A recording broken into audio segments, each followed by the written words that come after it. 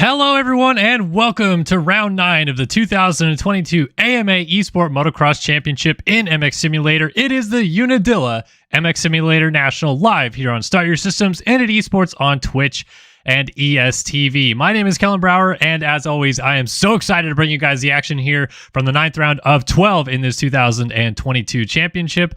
Boy, oh boy, we had a lengthy break, about 3 whole weeks in time total, but obviously it was 2 actual weekends off from racing here in the 2022 AMA Esport Motocross Championship. So we are now down to the final stretch. This is the final 4 nationals, 4 rounds in a row over a 21-day span starting tonight at Unadilla. And boy, oh boy, it looks like we are on the fringe here of maybe some championship scenarios already being kind of fully taken shape by this point in time as well. So we'll get into that a little bit. We'll talk about our qualifying times and lead you guys all into tonight's racing action here as we get started. So first off, like I said, let's take a look at qualifying in the 450 division. Payson Johnson went fastest here at Unadilla at a 2:10.226. That is our championship leader over the man who is still chasing him in this championship, Alexis Leclerc, on a 2:11.859 right there in second place. But he has Sean Hambrook out of Australia on the 976. Making an appearance this week. He is right in the mix as well. The reigning champion Tyler Lang in 4th, and Trevor Burns rounding out the top 5. But you can definitely see the separation from Johnson at the front. Leclerc and Hambrook are close, but then it's another almost second and a half back to Lang there in 4th. Definite separation there in the 450 division. In the 250 division, no surprise to see our championship leader and maybe soon to be championship elect Logan Leitzel on a 2:13.750 has gone fastest. But last time we raced, Cade Matherly was able to best Leitzel as he went 2-1 and won the Washougal National 3 weeks ago. We'll see if Leitzel can respond here today at Unadilla, but it might not end up mattering in the end of it as let's take a look at our 250 motocross standings first. Logan Leitzel right here comes into this round with a 117-point lead on both Bordeaux and Matherly, who are now tied for second. We have not seen Nathan Prynne race the 250 class for a couple weeks now, and it may seem as though the only 2 people left that could actually win this title mathematically is Bordeaux and Matherly, because if there is a 150-point gap today from Leitzel to anybody behind him, those people will now be mathematically eliminated from the championship. So if somehow, some way, Leitzel is able to gain enough points to be over 150 points ahead of both Bordeaux and Matherly today, he is your 2022 250 class champion 3 rounds early. That is insane, but boy, oh boy, he has been so strong this year. In the 450 class, though, Alexis Leclerc had started to kind of chip back away at Payson Johnson as we moved into the second half of this championship, but Johnson responded last time out at Washougal and put in a 1-1 performance to get himself firmly established back up top, and a lead that was diminishing is now steady at that 43-point gap. Of course, for Johnson's case, can't clinch it tonight and probably won't be able to clinch it until we maybe get to the final round at Fox Raceway. But he definitely has a healthy lead and a comfortable position in the championship. So that is what it looks like in both the 450 and 250 divisions. Now let's go ahead and jump in the server, and I apologize in advance. I still have the Washougal background up. That's the one thing I forgot to change today. I knew that there's going to be some things I missed out on. But yeah, we're going to jump back in the server and get ready to race here tonight at Unadilla. Well, the one thing that we have to talk about tonight, of course, is that lengthy break, a 3-week period in which we had off, 2 weekends essentially off of racing. Last time we raced was July 20th, and now it is August 10th. So it's, in theory, almost a month time that these guys have had on the sidelines. So are we going to see some fresh faces kind of showing up a little bit now that they've had some time to maybe dial in their setups and work on some stuff down into this last stretch of the season, or will it still be the same characters? It does seem, at least from qualifying, that it is going to be some story of the same characters, with Johnson and Leclerc obviously at the sharp end in the 450 class, and Leitzel and Matherly in the 250 class. Those are our most recent winners on the season, of course. And yeah, but we got to see, can Tyler Lang, who has not won a moto yet this year, in his title defense, can he step up? He's currently leading, I believe, the World Championship in this game, so he is doing very strong in a different discipline within this game, but in the championship that he just won in 2021, he has not successfully defended it very well here in 2022, so he, of course, would love to get on the board with a moto win if he can. We're getting loaded into the server right now, just taking a little bit of time to get everything loaded. So apologies to our race director, Tyler Lang, who just notified us in chat that there is no last chance qualifiers tonight. So we're going to go straight into 250 moto number 1, and we're going to see whether or not Matherly can continue that strong run that he put on at Washougal a couple weeks ago on this very racetrack that we're looking at, or can he carry it into Unadilla, try to get his second win on the trot and really kind of slow that momentum that Leitzel had built up through the first 7 rounds of the championship. A little bit too late probably for him this year to try to go actually contend for the title with Leitzel so far gone. But of course, Matherly has been slowly chipping away, getting better and better as each round goes on, and now has a win on his mantle to prove it.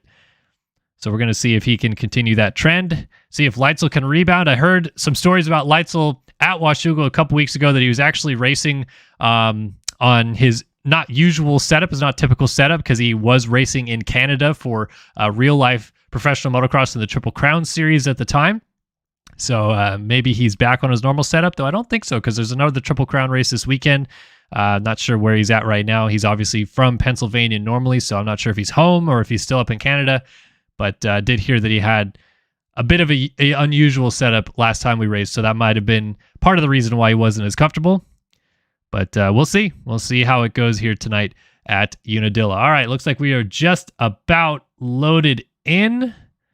Let's go ahead and get these guys loaded up so you guys know what we're looking at here. It's 250 moto number 1 going to the gate, and we'll also get our timer display working so you guys can see that. And it looks like we have now loaded in, but we're going to need to grab a quick reconnect so that we can load everybody's skins in properly. This is MX Simulator. If you're just joining us for the first time, maybe you haven't seen this before. This is Motocross Simulator, a video game released in 2008 by a sole developer on the game, and has worked on it every single year since, making slow updates on the game. But we've been racing this championship, this outdoor national championship, since 2011. So been at it for 12 years now, still going strong and still seeing a lot of fun and unique races every single year. And hopefully we're going to see some more of that here tonight in this 250 division. 37 riders will go to the gate. We'll try to cover them all as the moto gets started here in just a moment, but I don't think we're going to have enough time to give you guys a lineup check. Of course, I am thankful, though, to every single one of you that tunes in week in and week out to watch our broadcast here on Start Your Systems or Unadilla Esports on Twitch or ESTV, depending on where you are.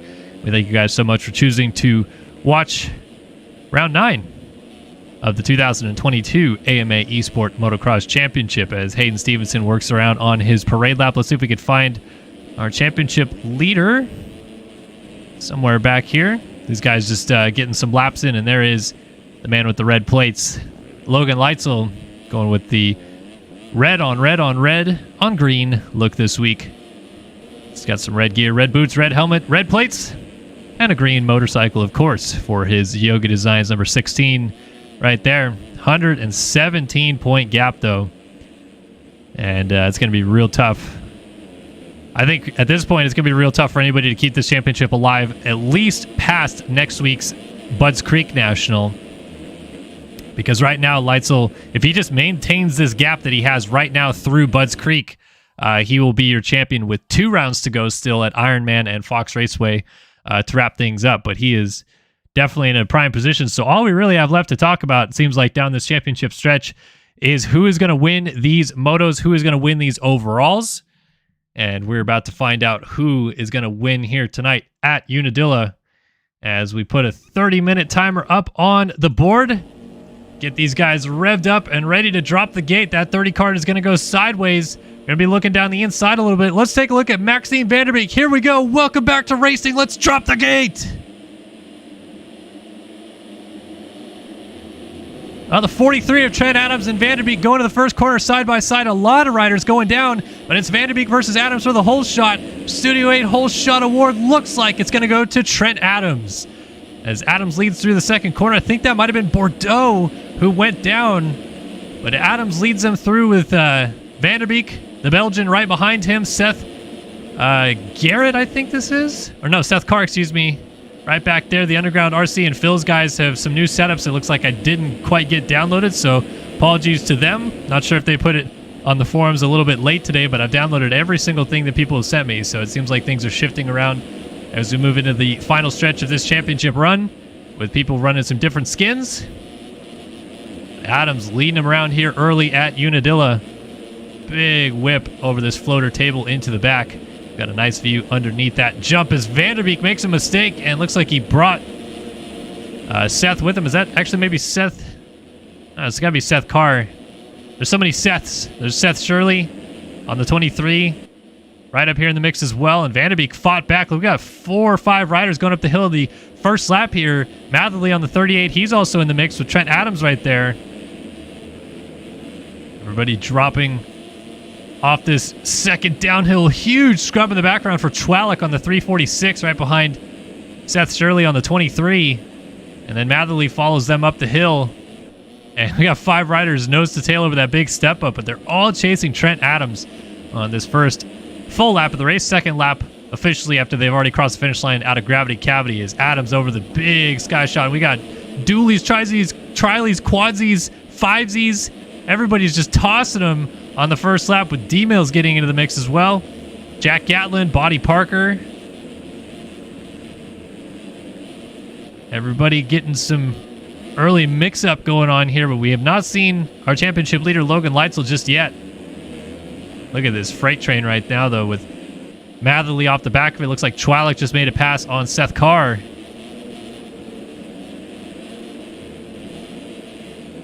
Big old scrub into the back here. Carr goes to the outside, Chwalik to the inside to be defensive. And the Polish rider Max Chwalik takes over third place. Already setting his sights on Seth Shirley just ahead of him here, though, as they come through that first turn complex.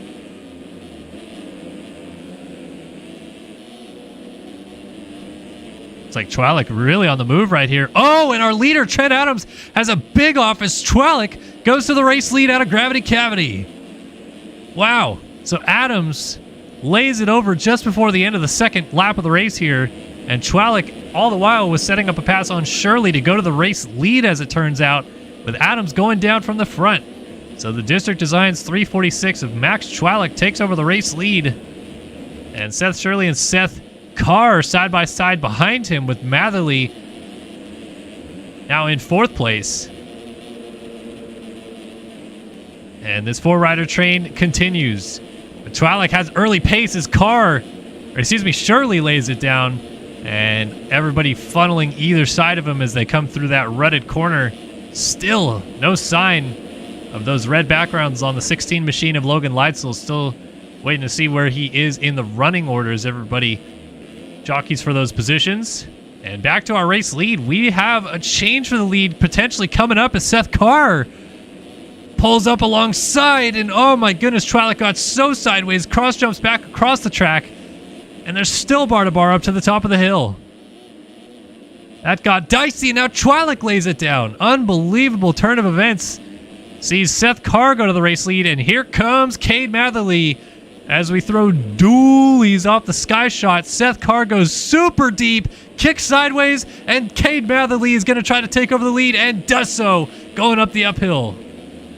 The 38 machine, our winner last time out of Washougal, has found his way to the front again as he leads him down Screw You, or the elevator shaft. I still call it Screw You, though, here at Unadilla.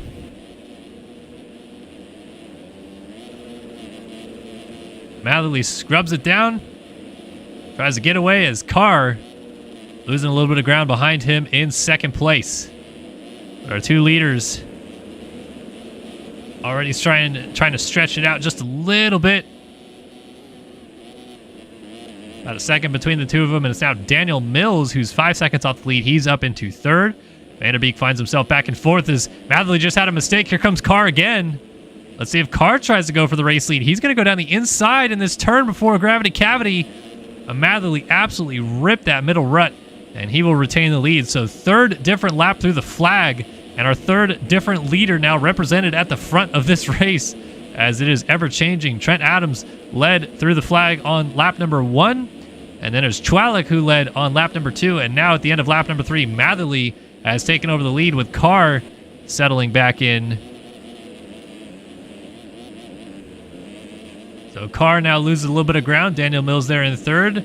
Bodie Parker fourth. With Vanderbeek in fifth. And Chwalik, a little bit of lag going on right there in sixth, as he picks himself up. And Mills lays it down. So D-Mills down on the inside of this corner. And he is going to go from third to about 11th place by the looks of it, as Seth Shirley also able to work through.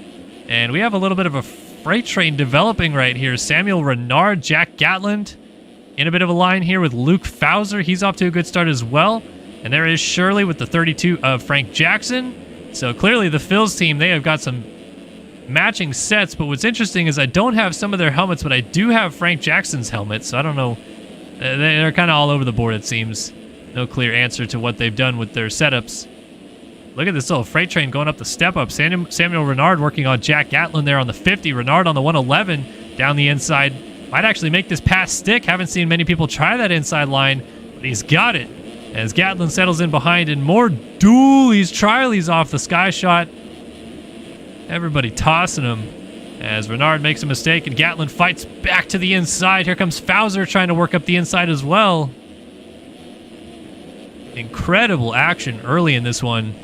And nobody giving an inch as Fauser gets kicked sideways, trying to make a pass on Renard, then cuts across and absolutely lays out Seth Shirley, who had nowhere to go on the outside, but Fauser just puts him right into the dirt. There is Trent Adams, who just takes out Brandon Nygren at the bottom of the hill, and there is our championship leader, Logan Leitzel. So a rough start for the 16, but he is now, looks like, worked his way into the top 15 or so, just about. So in a good points-paying position, but obviously he wants to continue working his way forward. We have another change for the lead as Cade Matherly has gone down, and for the 4th straight lap, we have a new leader across the line. Seth Carr takes it over. The Underground RC Phils, number 35. He's running number 22 in-game, but he is actually the number 35, so he's probably just running his EU number.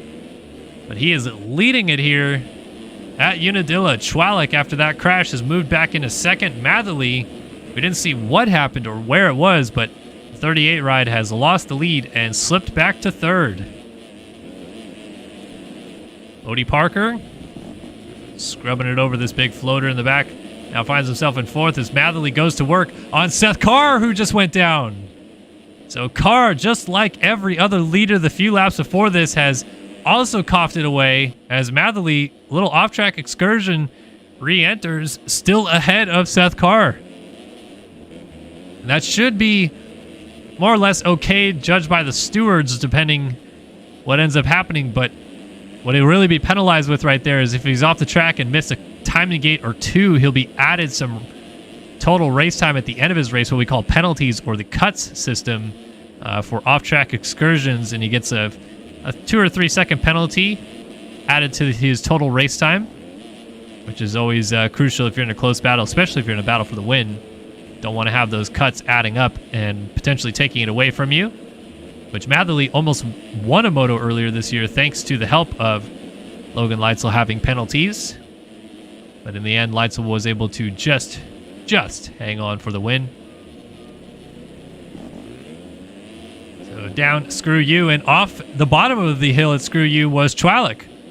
So our race leader, little off-track excursion. It looks like in some shape or form we're going to have at least our first repeat lap leader here in this first 250 moto, because like we said, beginning of the race, it was Adams, then Chwalik led on lap 2, Matherly led on lap 3, and then Seth Carr led through on lap 4. So at the end of lap 5, looks like Chwalik is going to finally lead his second lap of the race.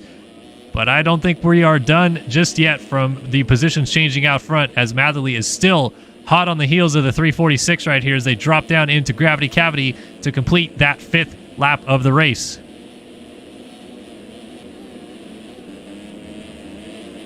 Up on board with Matherly and see what it looks like from his perspective. He's been putting down 2:17.8, it looks like, last time by, versus a 2:20 flat out of Chwalik, but he as well has a 2:17.8 as his best lap. So these guys matching pace a little bit at the front and starting to inch away from Seth Carr, perhaps. Carr's still about a second or so behind, but you can clearly see almost nothing in it between our two leaders at this point in time, as Matherly gets over that step up really clean. And now Chwalik's going to have some company here soon as they work their way up this long uphill into the back. Matherly launching out, getting that rear tire planted, and to the very top of the hill here, spin it around and drop back down. You can see Chwalik just absolutely laying it over, trying to scrub the motorcycle lower to the ground. You're going to see these guys kind of, it looks like they're leaning over on every single jump, but what they're actually doing is initiating a scrub, which is a terminology in motocross many people use associated with James Stewart, a Bubba Scrub, created in 2003 as Chwalik goes down on the sky shot, and Matherly moves to the race lead. But just to finish our thoughts there on the scrub, what they're trying to do is kind of lower their height on every single jump. You have a certain amount of speed coming up to the jump, and as the suspension compresses and transition up to the face, sometimes you'll get pitched higher on a jump if you don't do that little kind of layover maneuver and kind of, turn the front wheel off the top of every jump.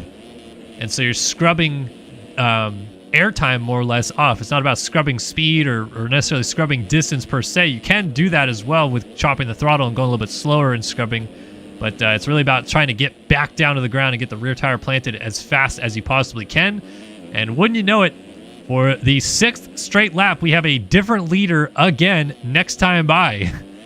As Chwalik led on to lap number 6. And on to lap number 7, Cade Matherly will come through to lead his 2nd lap of the race. But now he has a bit of a gap established there on Seth Carr. And Matherly's going to try to go to work on pulling this thing out. Cody Parker moves into a solid 3rd place ride here early in this one. We are not yet halfway through this moto with 17.5 minutes still on the clock, but Parker has just been chipping away as riders continue to crash ahead of him, and he has been hitting his marks, doing his laps, and not putting too much effort into thinking about catching the leaders as much as he's letting the leaders fall back to him, and has a 3rd place position to thank for that. Now, Maxime Vanderbeek up into 4th place. Couple crashes and has slowly worked back into this position and finds himself in front of Jack Gatlin. So the Belgian and the British rider nose to tail right here. It sounds like there may have been a mistake up the road. No, Parker's still good, but Seth Carr just went down, and that's going to be Vanderbeek going by. And now Gatlin's down in the same spot. So Chwalik will go through, and through as well as that Renard. Yeah, Samuel Renard. And Daniel Mills also make it by as Gatlin gets going just as Frank Jackson comes into view. And once again, the positions are changing lap by lap. Here's our championship leader, though, Logan Leitzel. And as we run right now, he is definitely not going to wrap up the title here early tonight. As he gets kicked real sideways. But he needed to go into the 2nd moto with at least a 125-point lead in the championship to have a shot at wrapping up the title early. But he is not going to go into the 2nd moto with even a 110-point lead, I believe, right now. It's probably down in the 105 range, I believe, for a championship lead. We'll check in with where he's at here in a sec. It's P9 for him now, so picking up 12 points versus the 25 that Matherly is gathering out front, so that's a 13-point swing. So it's 104 as live timing and scoring will update the championship positions. But we're about to see Leitzel's opportunity of wrapping it up here tonight go by the wayside as Matherly continues to lead this race. But as we're on board with Leitzel now, he's got some opportunities here. Daniel Mills on the 15, Jack Daniels Racing Suzuki just in front of him here as they head up the hill, and Leitzel's got a great drive. Jack Gatlin also on the 50 Connect Visual machine just up the road of him. Leitzel just going to follow Mills into these ruts right here. These are the preferred lines, so you'll see these guys kind of following each other a little bit, but just to more or less make sure that they're taking the ideal option through each corner. As Leitzel drops off the top of the hill, goes up out of Gravity Cavity, and everybody scrubs it out to flat. Trademark location here at Unadilla is Gravity Cavity. And, of course, the finish line jump kind of puts a little bow tie on it. Looks like Mills tucked to front end on the inside, so Leitzel reading Daniel Mills very well right there. Goes to the outside, allows him to make a mistake, and continues on now in 8th position. Coming into the fray here is that Chwalik, or is it Vanderbeek? Samuel Renard coming back from internet issues right in front of Leitzel. That was close, and then I think it's Vanderbeek that just went down, and then Gatlin goes down as well. So Gatlin laid it down at the bottom of the hill. There is the 50. And then Leitzel, who is still ahead of Samuel Renard. I don't know where Renard ended up. There he is. So it looks like he may have gone down with his internet issues, but it's actually Trwalik that was down, not Vanderbeek. As Seth Carr now goes down, and there is Vanderbeek landing off of the sky shot, but here comes Logan Leitzel from 6th, now knocking on the door of a top 5 as we crest into the halfway point of this race. So now that we are at and past the halfway point of the race, let's go ahead and give you guys a top 20 rundown, which will show you everybody who is currently in a points-paying position. We'll let you guys know how many points each person is earning as they run as well. And the finishing position, of course, in each moto will determine how much points they earn.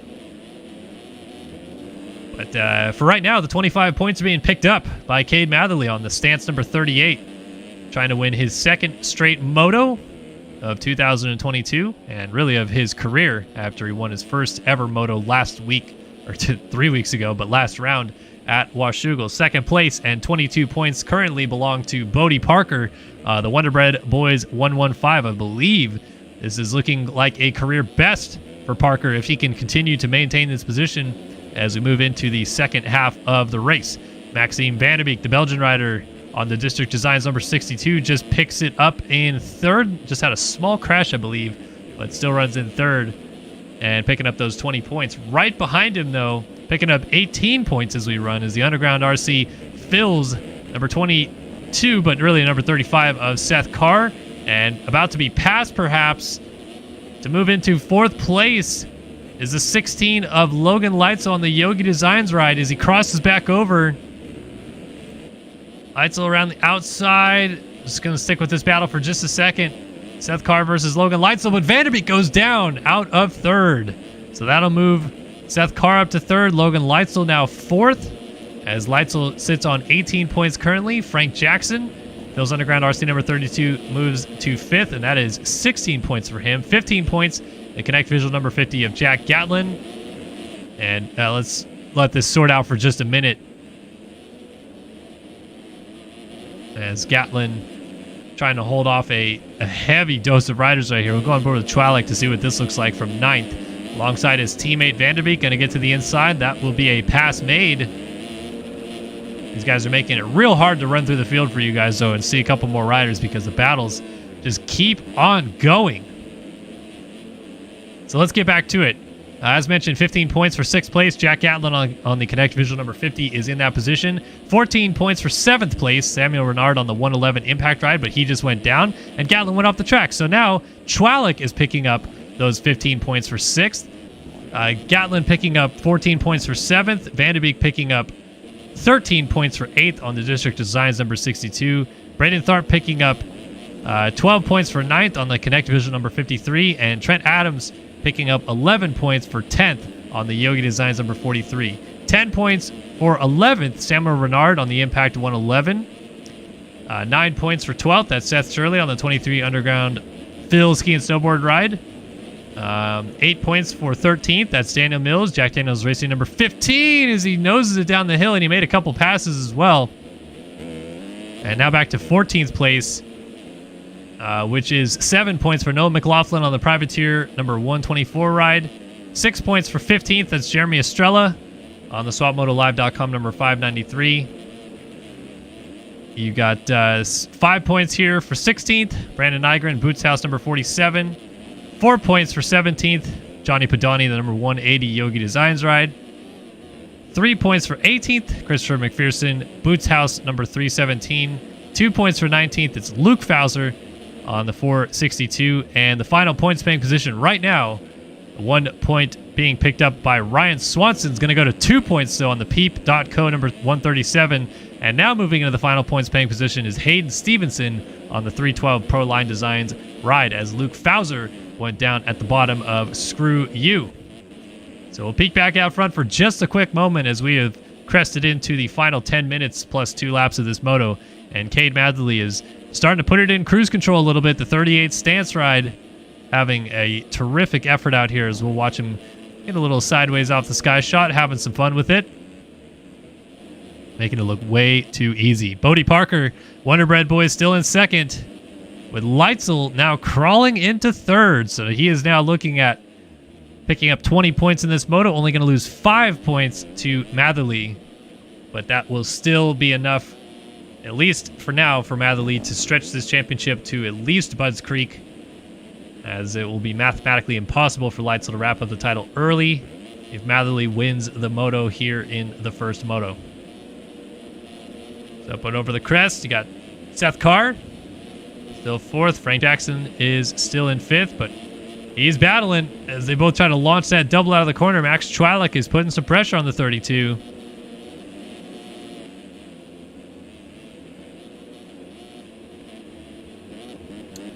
And really, like, I don't feel like the camera does some of these hills justice here at Unadilla. This is one of the hillier circuits that we deal with in terms of how rapid the elevation change is. It's not necessarily that you have really long up and down hills, but it just seems like you have big drop-offs and big step-ups and other things like that, where you go from down in the canyon to 80 feet up real quick.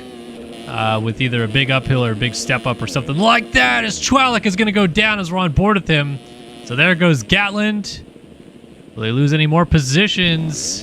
Going to get going. Yeah, he's all good. Nobody was quite close enough through that first corner complex, but it was going to be Brandon Tharp coming next.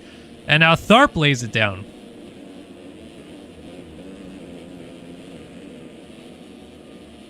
Seth Shirley just getting there as Tharp gets going.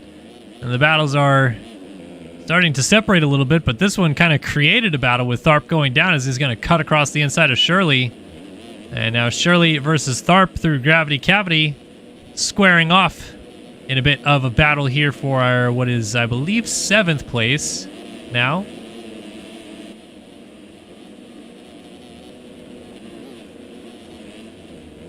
Oh, excuse me, that is 8th place for Braden Tharp. And man, he just immediately put a gap on Shirley, so certainly feeling the flow on some regards on this track. Back to Gatland versus Frank Jackson in a battle for 5th. Gatland with the drive to the outside, makes the pass happen, and gets around Frank Jackson. Nice move. Caught that one just in time to see it happen. Also heard that Cade Matherly went down, and it appears to be true because Bodie Parker is no longer 8 seconds down. He is right there, and that must have been a very quick fall-off crash for Matherly. I wonder if he actually maybe lost the lead momentarily, because you don't normally see a situation where someone goes down with an 8-second advantage and keep the lead. It's usually about 8 to 12 seconds for a fall-off crash, but it usually hovers around 10 to 11 seconds, really. So it must have just quickly hit his head and stopped and got back up or something.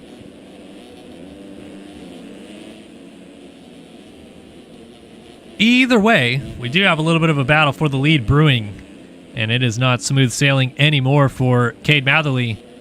They had a comfortable gap, and boy, oh boy, I'll tell you, does seem like Logan Leitzel actually does have an outside shot at winning this race still, though he's going to need a little bit more help to kick Matherly out of the top 4 positions. I think it would be.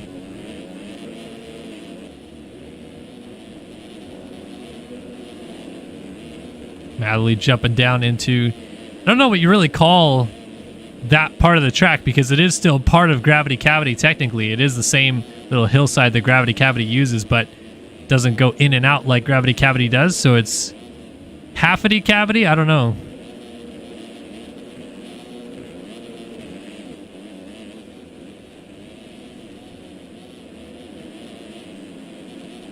How about this from Bodie Parker, though? He is not afraid whatsoever in the position he is currently in, which would be, I think, the first time he's ever going to lead a pro national if he can take this spot over from Cade Matherly. Right now he's just sitting kind of behind the 38, not really pushing up to him. Perhaps he's just trying to hang on to that pace. I don't know where his pace level is at. We can get a little bit of an idea based on lap times, because he's doing 2:20s, and Matherly, of course, is down in the 2:17s at one point. But maybe Parker's kind of hitting that sweet spot a little bit, starting to feel a little bit more comfortable, because since Matherly has crashed back to him, Parker has not let him go at all. It has remained really close. And now Matherly just kind of made a small mistake going off that jump, but Parker didn't really get the power down, I think, like he really wanted to off that one either. And now they will go into Screw You. Ooh, Parker, there's a mistake. And that's going to be a costly one because that uphill, you just got to get so much traction out of the bottom of the hill and momentum to carry his speed all the way through. So he ends up losing about a half second in that one spot from a small little slide out. But man, I'd say most improved after the break so far appears to be Bodie Parker, who is coming out here and battling for a race victory when before, I don't know if he even hit the podium once. He may have a third in a moto this year, but this is certainly the best form of Parker we have seen this year. And still lurking back here. Right now, 9.2 seconds off the lead is Logan Leitzel. And he's been putting in some good laps here of late. 2:18.6 last time by. Let's see what he lays down this time through Gravity Cavity at 2:19.1. And you compare that to the 2:21 flat of our leader, Matherly. Right now, Leitzel closing up on the leaders by about 2 seconds a lap. And the leaders are still battling. Parker is not letting Matherly go. 3 minutes left on the clock. And this could be anybody's moto victory, depending on the way the cookie crumbles late in this one.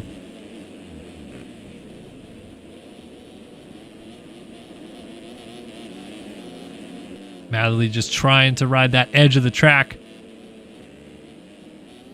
Hit the least amount of bumps that he possibly can. It always seems to be kind of, as you float off of those Acerbi stakes towards the middle of the track a little bit more, that gets bumpier and bumpier.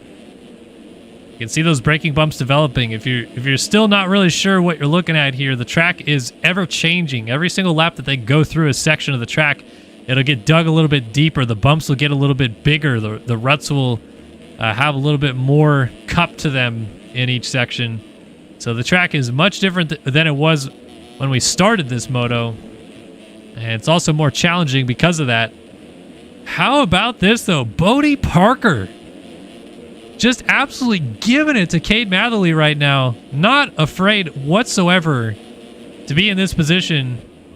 The nerves don't appear to be getting to him. In fact, it seems like he's actually pressuring Matherly into some mistakes. And finally, they both simultaneously make a mistake. I think that Parker actually made that mistake, though, reacting to Matherly standing it up. And he wasn't sure where Matherly was going to go, so he just pushed off to the outside. And Matherly, to his credit, saved that little kind of squiggle that he had really nicely and just pitched it right back into the rut and kept going. But Parker ended up on the outside of that rut looking in. And this has the makings of getting real good as we come down to a minute and a half left. Next time by, it is going to be 3 laps to go here at Unadilla to find out who is going to win 250 Moto number 1. We have our 2 most recent winners in Matherly and Leitzel, and a potential first-time winner in Bodie Parker being sandwiched by the both of them. Leitzel resets his personal best lap of the race at a 2:17.8, as he has now closed into within a couple seconds of the battle out front, with Parker still right there. Oh, Parker just got high-centered on the rut, and Leitzel's going to take over second place. Parker lucky not to actually fall off the bike, I think. But he is going to lose that second position. So the best thing he can do now is try to latch on to Leitzel and hope that things tighten up. But he just got kicked real sideways, and Leitzel goes down. Parker was also down. Not a legs off crash, though, so he'll retain second. But that gives a huge advantage now to Matherly, who had his lead within about a second go out to 11 seconds with time just about to expire. So 2.5 laps to go for Cade Matherly. He's just going to try to put the hammer down and not think about who is behind him or what's behind him. But the danger still looms. If he does have a late crash in this moto, he is not at a comfortable enough position to get up and still retain the race lead. So he's got to keep it on 2 wheels. But he's also got to keep it at a pretty steady pace, because if he does have a random crash, he's in a good spot at least to still get up battling for the lead. If he loses a little bit more time, though, if he tries to be a little bit more careful, a little bit more cautious, and maintain the lead, he could still have a weirdo fall-off crash and then ultimately lose the lead because he was tiptoeing around. So I think he's just trying to put his head in the zone, and has now opened this thing up to 14.9 seconds. But Leitzel has moved into second as Parker made yet another mistake and slips back to third. And now Leitzel really far off the track at the bottom of Screw You. That is a lengthy off-track excursion, as Parker is going to close that gap down to about 1.5 seconds on the 16 machine.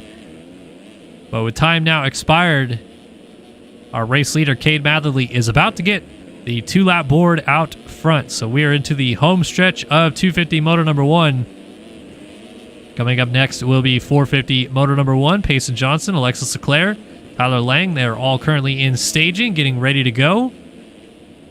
And watching this battle on track unfold in the late stages of this first 250 moto here at Unadilla. Battle for seconds on our screen, still about 1.5 seconds in it between Leitzel and Bodie Parker. We've got 10 seconds back to Seth Carr, who runs in 4th. So if you're Parker and you're looking at a career best 3rd place finish, kind of have nothing to lose, and now he has a lot to lose because he's gone down out of 3rd. Seth Carr is going to come off the top of the hill and see Parker just picking it up from this crash. And now Parker does have something to lose. He has got to be careful. Another crash or another mistake, and he is off the podium in this first moto, which would be so unfortunate when moments ago he was potentially battling for the win of this thing. But that is perhaps that pressure a little bit getting to him late. You're in a position you've never been in before in a Motocross National MX Simulator, trying to battle for a podium position.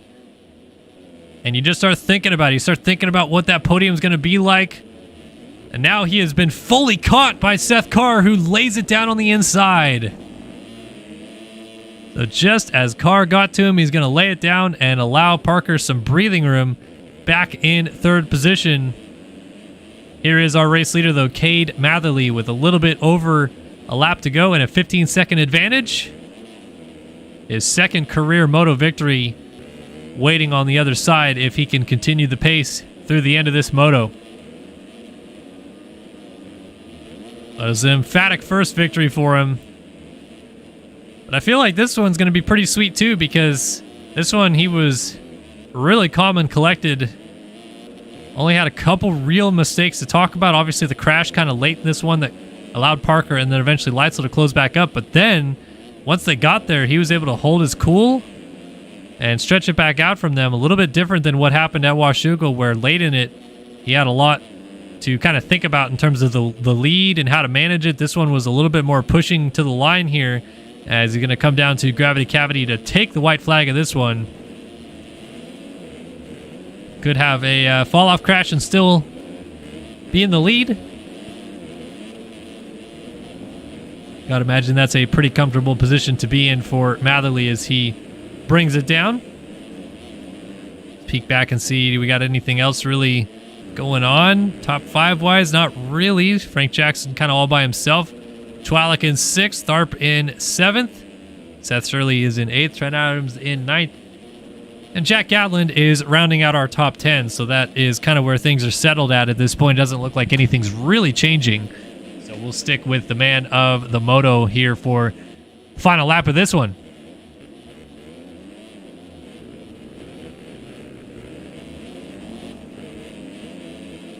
Really cool to see the progress here of Matherly, who many of you probably know from his YouTube channel, some of the shenanigans he gets to. He has some fun streaming on Twitch and stuff like that as well.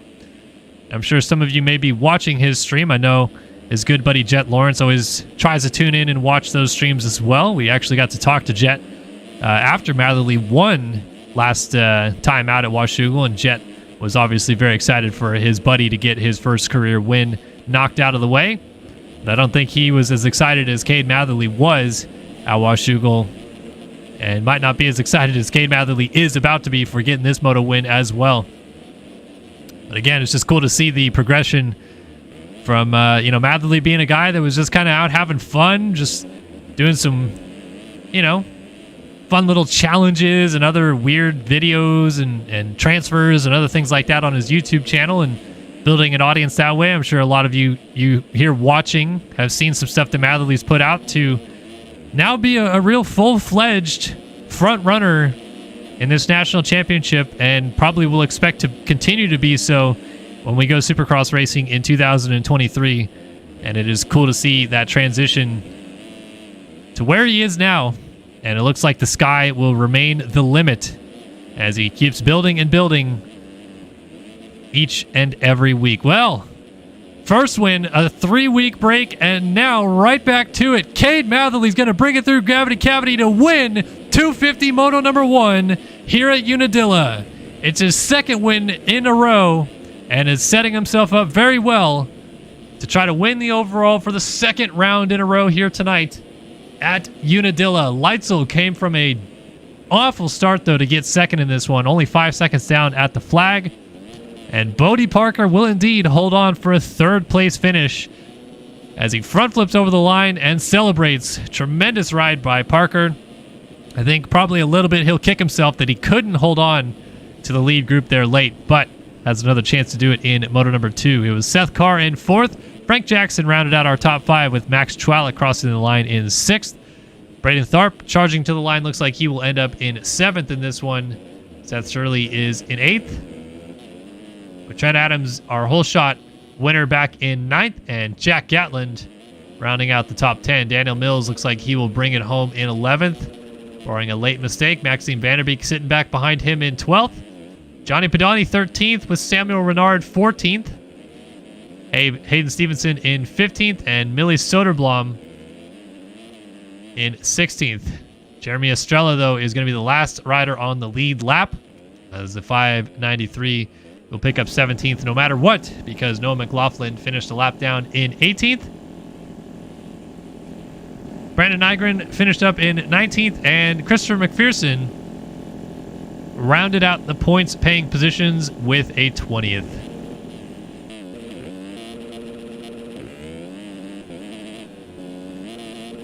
So just waiting on a couple of these guys to still finish up.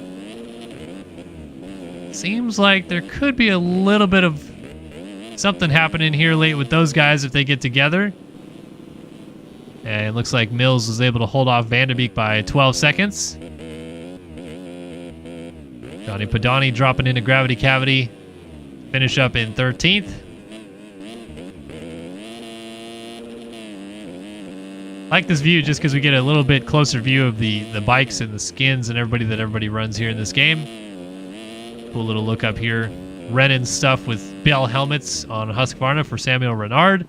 Oh, Hayden Stevenson just went down, but... oh, he is down actually with Millie Soderblom. I didn't realize they were down together. So Stevenson going to end up in 15th, Soderblom 16th. And Jeremy Estrella will end up 17th. Cuts have come in. And nothing at all changes as Cade Matherly gets the dub here in 250 Moto number 1.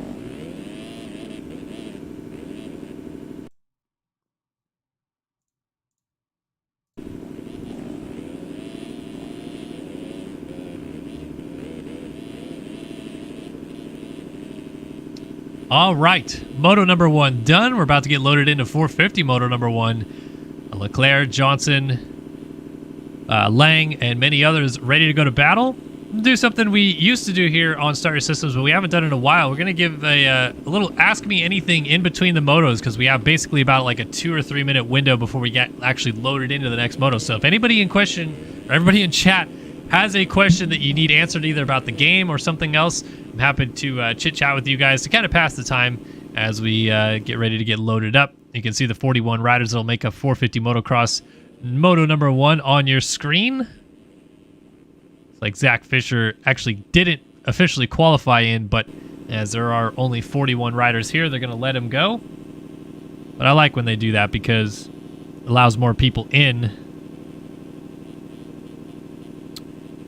Zach Rex in chat wants to know, how's it been at Racer X? It's been really awesome, honestly. You know, I grew up wanting to work for Racer X, and I think it's kind of exactly lived up to the expectations that I wanted it to be, really, so far.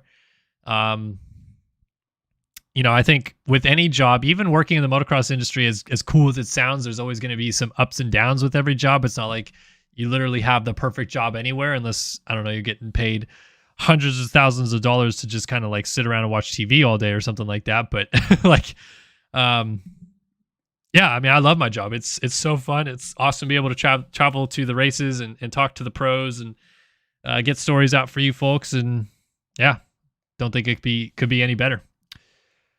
Sharky wants to know, how did I get the job at Racer X? I mean, it's a long story, but I worked at Verb Moto for 5 years. I went to college to get a degree in communication studies with an emphasis on journalism. So I have a bachelor's degree in that.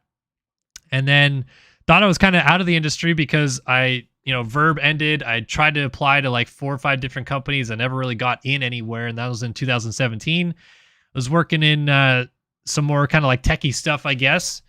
And in 2019, I got a random email from Jason Wygant at Racer X. And he was like, hey, we've seen you've applied here before. Are you still interested in maybe working for us? We might have an opportunity for you. And I was like, okay. Turns out his son Lane was actually a big fan of Start Your Systems, and Jason Wygant, Weege as we call him, had been watching some of my stuff and was like, wow, this guy actually kind of knows what he's talking about. I still don't know that that's exactly accurate, but I appreciate the sentiment regardless. So he just was reaching out to see if I'm interested in doing some work with them. I thought it was just going to be some part-time work, but yeah, it turns out it was a full-time position, and yeah, off to the races we went. End of 2019, got the job, and been loving every minute since. All right, what else we got in chat? Julian Crawford says, did I miss qualifying, or was that Moto 1, or was that qualifying? We don't ever stream qualifying because qualifying happens all day long from Tuesday until basically the racing start tonight. You can qualify whenever you want. So we go right into the motos pretty much every time. Sometimes we show the consolation races, which is like the last chance qualifier, but no consolation races this week. So yeah, boom, right into 250 Moto number 1.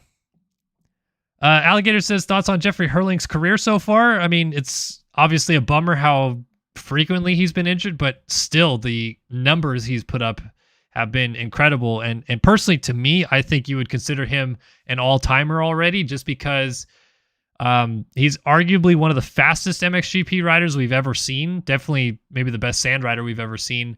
And I put like what is going on through his career similar, but not exactly the same as what James Stewart went through, which is like balls fast, but hurt a lot. I don't think that Hurlings and Stu are necessarily fully comparable. I think Stu was faster outright on a motocross track than Hurlings, especially on his good days, but I still think you kind of look at their careers similarly. So yeah. Star-Lord says, do I want a co-caster for SX? I mean, yes, but it has to be someone that I'm comfortable with. And it's easy to do with. So I'm not taking applications. I'm just, if anybody that I know that's still interested in doing it is going to do it, then I'm happy to do it with them. But that's about it. Let's see.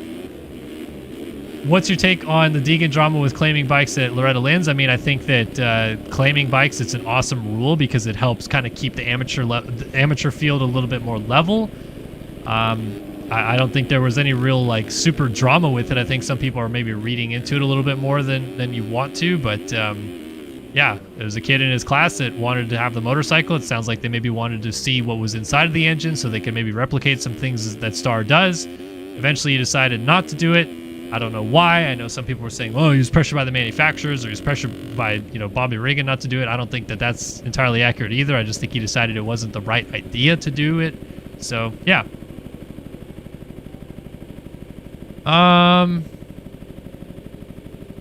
Let's see, any other questions? I'm doing well, Heckman. Good to see you. Do you think Dungey will get a podium? I personally do. I think we're going to see a Dungey podium before the year is out. But yeah. Yeah, absolutely. I'm always interested in hearing from Jesse Nelson. It's been a little while since we've heard from him. So yeah, I would love to do an interview with Jesse. See what's going on with him lately for sure. All right, so sorry if I didn't get to every question. I love seeing some of the things you guys have put in chat. Thank you guys so much for always tuning in. We'll do another one in between the next moto as well. But right now, it is time for 450 moto number 1 as those guys are loaded up on the gate. Let's see who we are going to watch on the start. 30 card is sideways, revs are up, and the gate is down here at Unadilla. All right. Out of the inside, Cooper Hunt on the 13 machine's going to get to the corner first as some huge chaos, including our championship leader, unfolds. Cooper Hunt picks up the Studio 8 whole shot award, but he's got T-Lang, Leclerc, and a few others right behind him. And it is all kicking off. So Hunt drops down into gravity cavity to lead lap number 1. Lang in second. Leclerc in third with Eaglin to the outside in fourth. But we definitely saw Payson Johnson down in turn number 1. That is our championship leader. And he's back in 24th as timing and scoring updates. So Lang and Leclerc in some really solid positions. And Leclerc's going to shoot right by to take over second position as Lang settles back into third. And now Leclerc going to go after his teammate, Cooper Hunt, out front. Though I don't necessarily think they're going to be teammates for long. I think Hunt right now is just riding a Panini bike since the Fortnite passenger team has not gotten their bikes done just yet. Leclerc is on the Panini Motorsports, backed by all of those cryptocurrencies team. I don't know all of the cryptos, but I know Leclerc is super into cryptocurrency, so he's backed by a lot of them. I'm not sure how backed he is versus just promoting them. Oh, Cooper Hunt, a huge off at the bottom of the hill, and he's going to lose the race lead and several positions along with it as so many riders are funneling by, and finally he picks it up just as like Payson Johnson's going to come into the fray. So that shows you how long a fall-off crash of that stature can be, and now Hunt's down again. Brutal situation there, but Leclerc leads over the Sky Shot now on lap 1 with Lang right behind him in second. Oh, and now Leclerc goes down from the lead. Oh, that's a huge blow for him.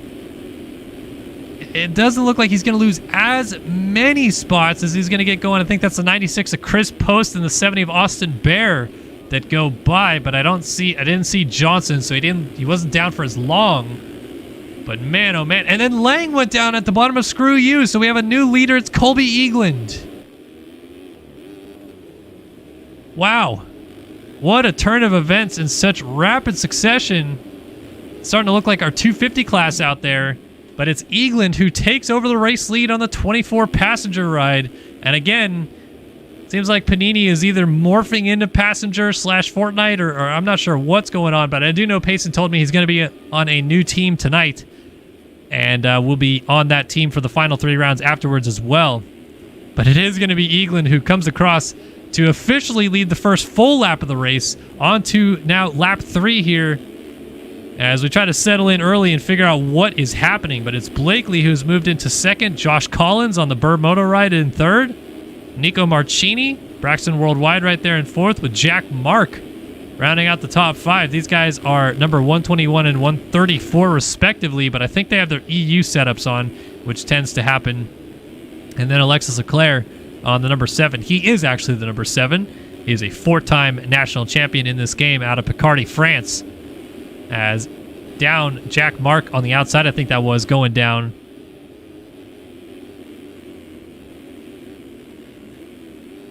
Whoa, Leclerc. Their rear end kicking out coming through that corner. There's Brandon Larson on the 531. He's off to a good start. Braden Carter on the 9. Not sure what Phil's and Underground RC are doing, but their skins are a little boof this week. Evan Davis, Austin Bear, Sean Hambrook, Trevor Burns, and Payson Johnson. As we got an absolute freight train going on board with Cooper Hunt here to see what this train in front of him looks like.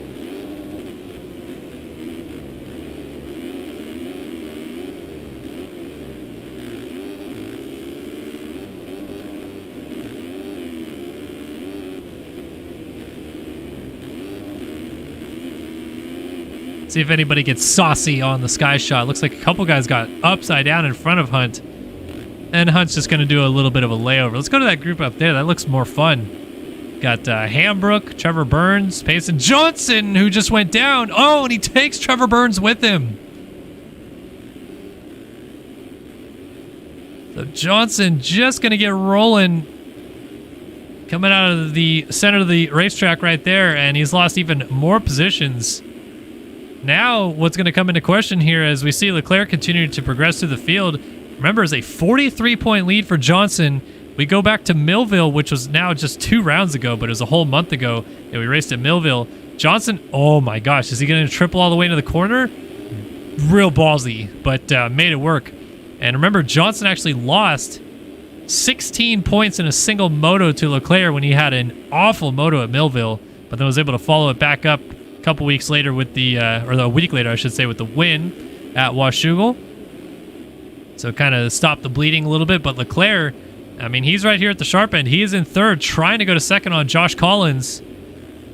And be interesting to see as this race progresses how far Johnson can get to. I'm not too worried about it right now because we've seen Johnson come from outside of the top 20 to battling for the lead many times this year already with the pace that he continues to run every single week.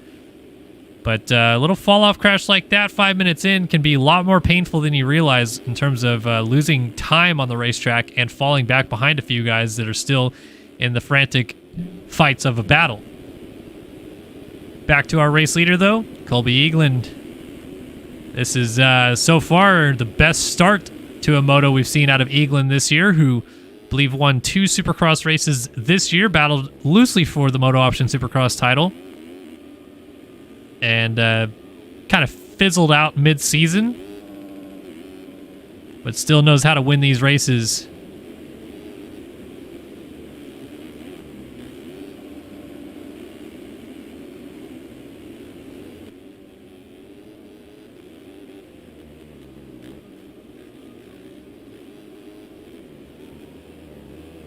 Looking comfortable, too. Kind of hitting his marks. Not really... Seemingly, it doesn't seem like he's pushing the pace too hard. Running his moto, more or less.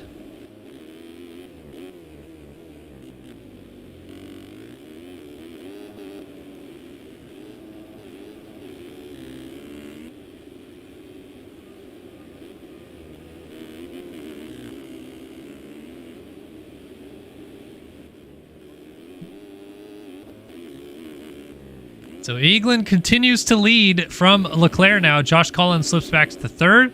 Brandon Larson in fourth. Nico Marchini in fifth, with Chase Blakely right behind him in sixth, and Sean Hambrook in seventh. Devin Davis is eighth. Jack Mark is getting passed right now for ninth. And there is where we see Tyler Lang coming into the mix, and already Payson Johnson has made it to 11th. Might be going to 10th right here on Jack Mark, and does so. And then Lang went down, so there goes Johnson into 9th. I feel like this is about to be a pretty ridiculous lap. I don't know if he started this lap without a crash or not. Oh, yeah, pretty ridiculous. 2:14.7. Best we saw was a 2:17 in the 250 class. Johnson right now. Johnson is riding like a bat out of hell. Another pass made right there up into 8th.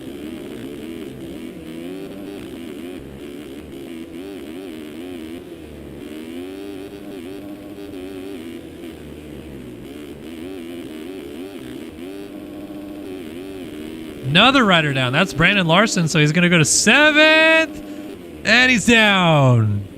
That's what you get, pushing the pace. Every now and again, you're going to have some moments like that. And that is now the third crash in this moto, just 8.5 minutes down for Johnson, as he's going to get up right in front of Lang, who at one point early in this moto with Johnson down was maybe thinking, wow, this is going to be a great opportunity for me, and suddenly finds himself behind Johnson.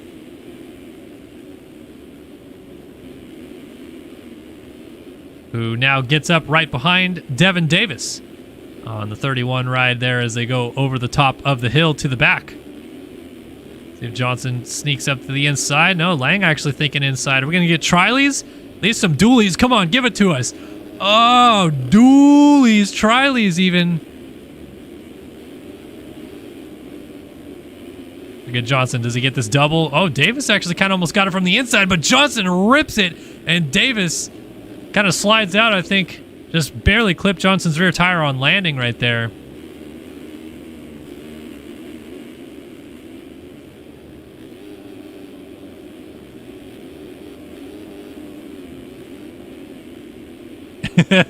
Oh my gosh, Johnson's, every time he goes to that triple, I just feel like he's going to go to the moon. But, Agoon Zagoon, I'm not sure if I'm saying that right, but saying if I gotta check if there's any snipers out there because the field is falling fast.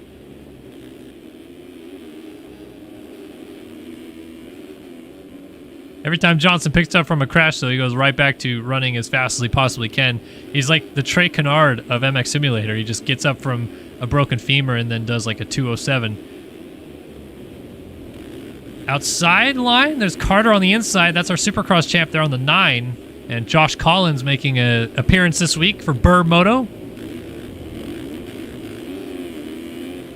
Carter to the outside trying to get Johnson back. They're still just kind of yo-yoing positions.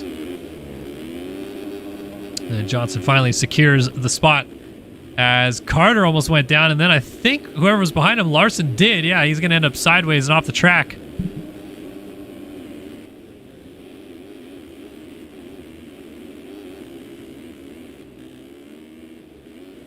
Peek back out front, see what's going on. It's still eagling out front, but I did notice that there was a bit of a dot on the track map closing up onto him. And indeed it is. Alexis Leclerc now 3.5 seconds down. He's been chipping away. 2:14.8, 2:15.4 last time by versus the 2:16.6 out of Eagland. And I mean, that is not a bad lap time whatsoever, those 2:16s. But when you got the guy behind you running 2:14, 2:15, that gap is just going to keep coming down. And just like that, another commentator's curse comes back to bite. Alexis Leclerc is down at the bottom of Screw You. He's going to get up still in second, but now will be about 12 seconds off the lead instead of right there. Back to a battle for third. Nico Marchini and Sean Hambrook coming down Screw You together.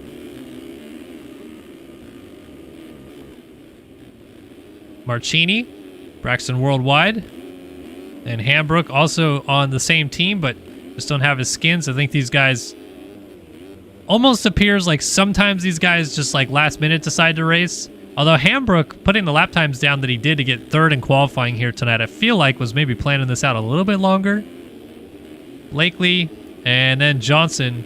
So what has Johnson been able to put down? Is this another clean lap right here that he's putting in? First time really in full clean air, but he just made another mistake through the first turn complex. But those 2:14s he's putting down pretty much right on par with what Leclerc was able to do.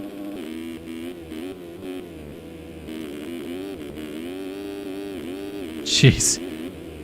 And 2:15.8.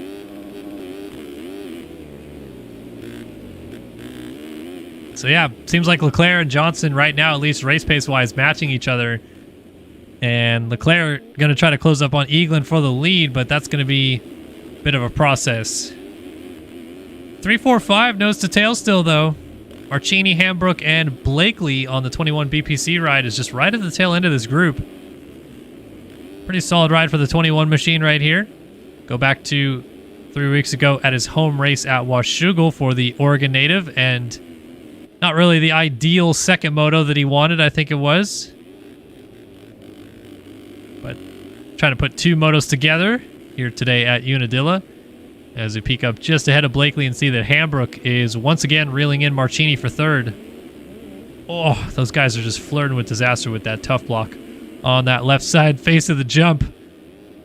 Just takes one little clip of that tough block slightly wrong and you're front flipping. Nothing you can do about it.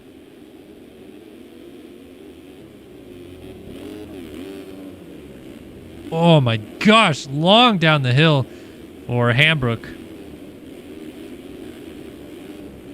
And launching over Marchini, almost got him. Oh, now Marchini lays it down. So Hambrook goes by, Blakely goes through. There is Johnson.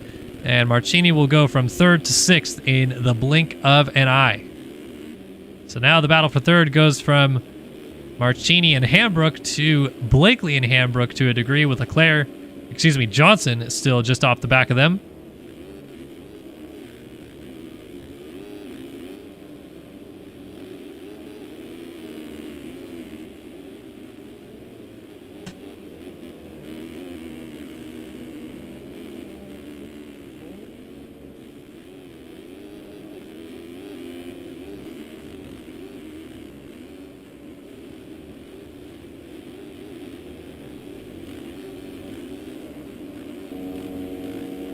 Someone is low-key bogging a two-stroke right now, getting lapped. I don't know who that is. We'll go back and figure it out here, though, after these battles kind of unfold, because this is going to be gnarly for third as Blakely lays it down, and Johnson's going to have an easy move into fourth as he tries to tail up to Sean Hambrook. Another 2:15, this time a 2:15.1. And are they right on Leclerc now? They are. This is not too far away from Leclerc. So Johnson still has half a moto left and only about 5 seconds ahead of him to get to Leclerc. Oh, Hambrook just went down right in front of Johnson. Johnson had momentarily gone off the racetrack.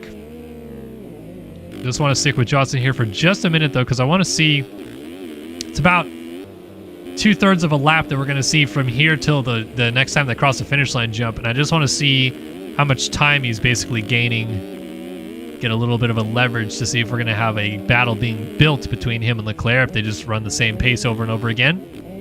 It appears that the 54 machine of Aaron Rockefeller is the culprit of the 2 strokes. I think he probably wanted to get upside down with Johnson right in front of him, but Johnson's electing to put the hammer down.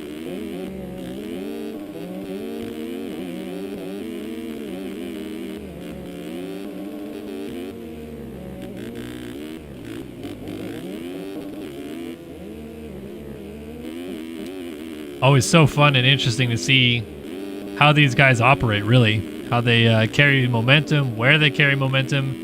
As Johnson's still going to go for this triple out to the backside of that single. I mean, I guess it's faster. It looks like he gained about 4/10 right there on Leclerc. Just wild. It doesn't really seem like he's chomping into Leclerc's gap that much. It's gone down by about 7/10, 8/10 now since we started on board. Well, now a full second. So yeah, I mean, if he can second and a half per lap, could get interesting. 2:16.4 for Johnson.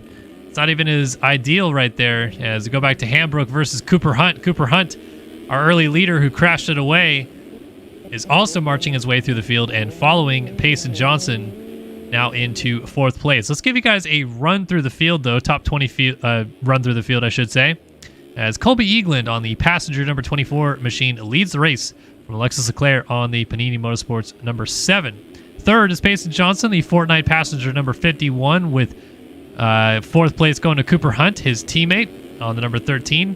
Oh, Hunt just went down, though, so Sean Hambrook, Braxton Worldwide, which is the 976, moves into 4th. Tyler Lang now moves into 5th. Underground RC and Phil Ski and Snowboard backing that program for the defending champion. 6th place for Cooper Hunt, Fortnite passenger number 13 now, and 7th for the Stance 531 of Brandon Larson. 8th for Bird Moto's Josh Collins. 9th for the BPC number 21 of Chase Blakely, and rounding out the top 10 is Braxton Worldwide's Nico Marchini. Privateer Life, Jack Mark out here running in 11th. Braden Carter fills Underground RC number 9 in 12th. Tanner Rogers in 13th on the number 22 Underground RC, backed by Phil Ski and Snowboard. 14th for the 17 of Adam Holm on the Aspect Visual Co-Ride. 15th, the number 70 of Austin Bear, Yogi Designs Machine. 16th for Brandon Castellaneta, Underground RC, Phil Ski and Snowboard number 26th. The Pluto, number 924 of Ashton Rakowski, runs in 17th. Devin Davis on the Yogi Designs, number 31 is 18th. Blake O'Brien, the 167 runs in 19th, and Bob Joe on the 91 Jack Daniels Racing Machine rounds out our points-paying positions.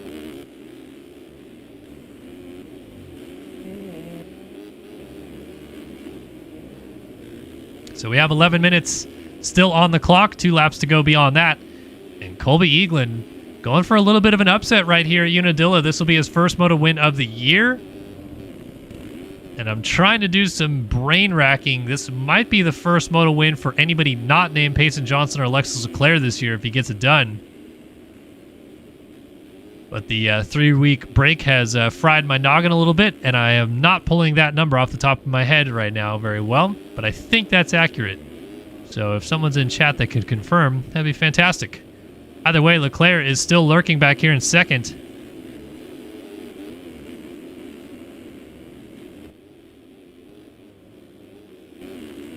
And then Johnson in third. Do we get a lap time update? So Johnson went down 2:22.9. Leclerc finally went back into the 2:15s this time.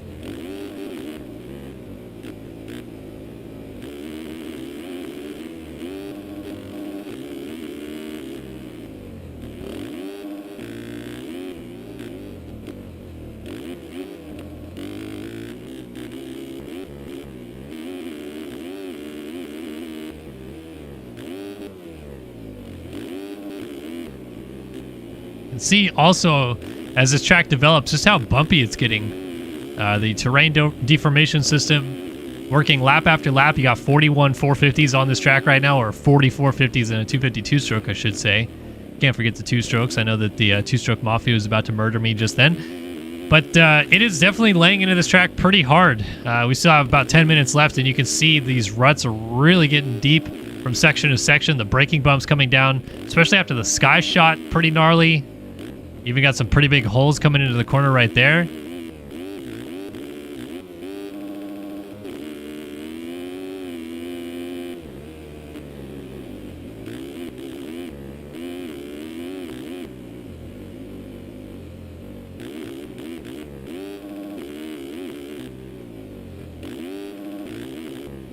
Well, the gap is slowly coming down to race leader Colby Eagland.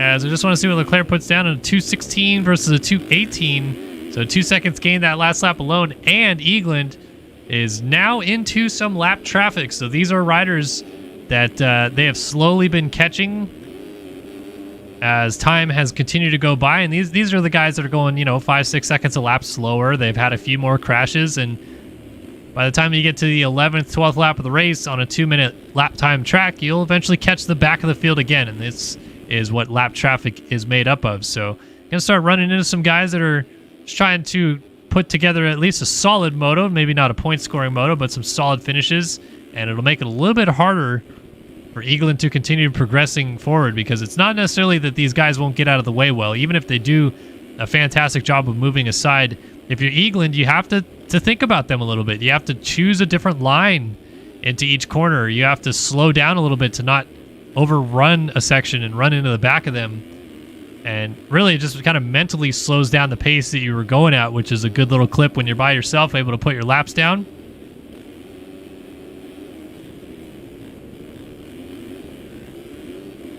Oh, Eagland almost jumping on a downed lapped rider right there as well. It's one of those other things that can just make your day not very fun whatsoever.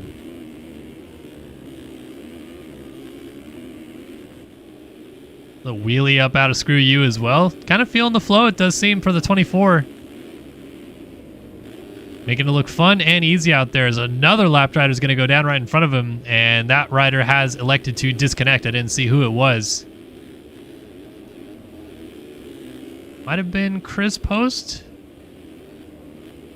on the 96, but not too sure. So coming in now with 6.5 minutes, about 6 minutes and 40 seconds will be left on the clock as he checks in through the line this time by.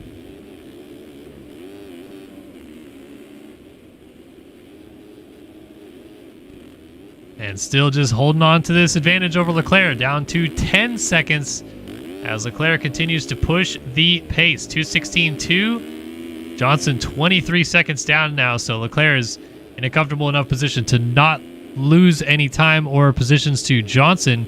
As we go back to Hambrook versus Cooper Hunt in a battle for 5th. Hunt on the 13. Hambrook gets shoved wide and cannot hold the line as Hunt easily goes down the inside to move forward.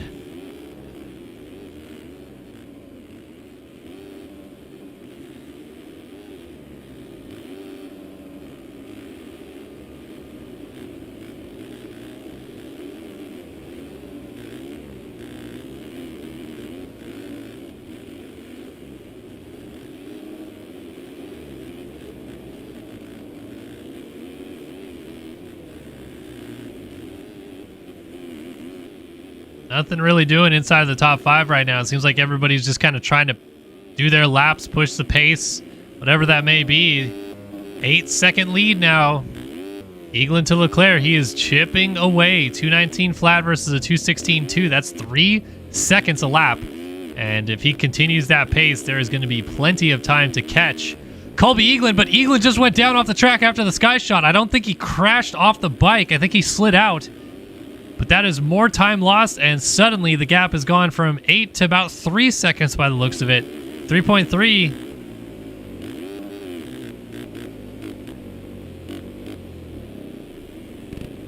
As Leclerc drops down Screw You.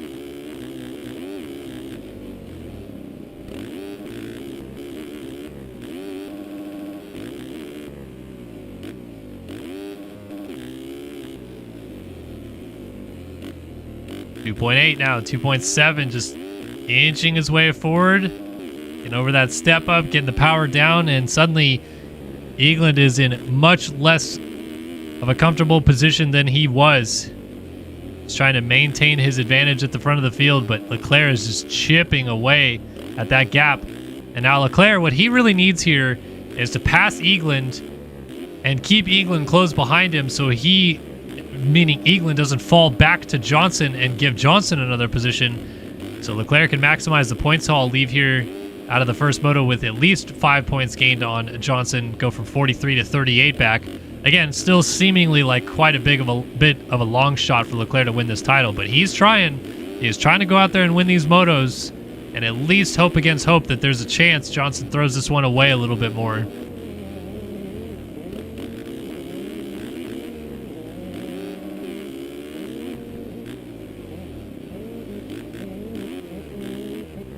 Oh, that is our leader down.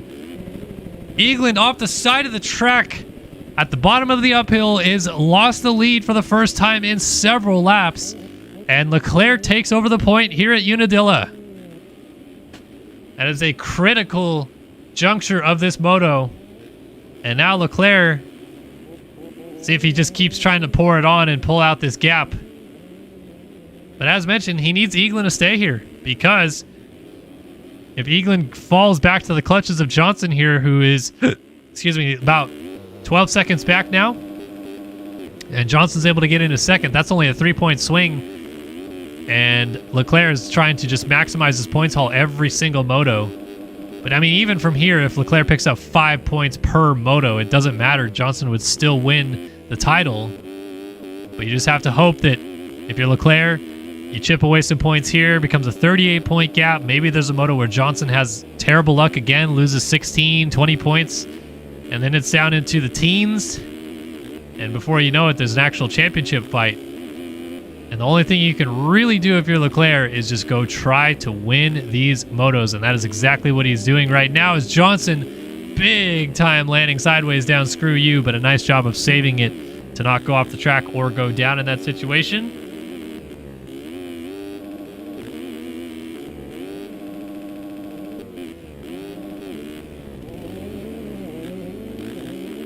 Well, suddenly the gap has come down significantly to Eagland ahead of him. Wonder if Eagland went down again. It does appear like that has been the case, because it was a 12-second gap. It's now down to just 3 seconds. And Johnson is sitting right here to try to close that gap down and take over second place late in this moto.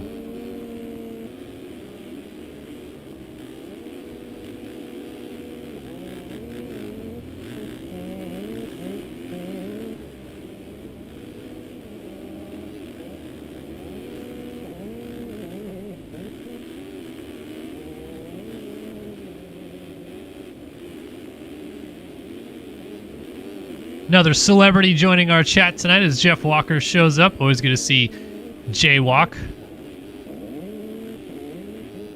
Bummed that I didn't do my weekly Jaywalk check-in with him at Millville or Washougal. Saw him at Redbud, but didn't go say hi at Millville or Washougal.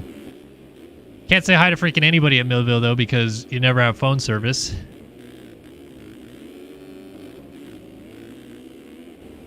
Back to the action on track, though. Time is about to expire. We are down into the final few seconds before the clock goes away. And then the 2-lap board will be displayed for our now race leader, Alexis Leclerc. But the battle is right here. Johnson versus Eagland.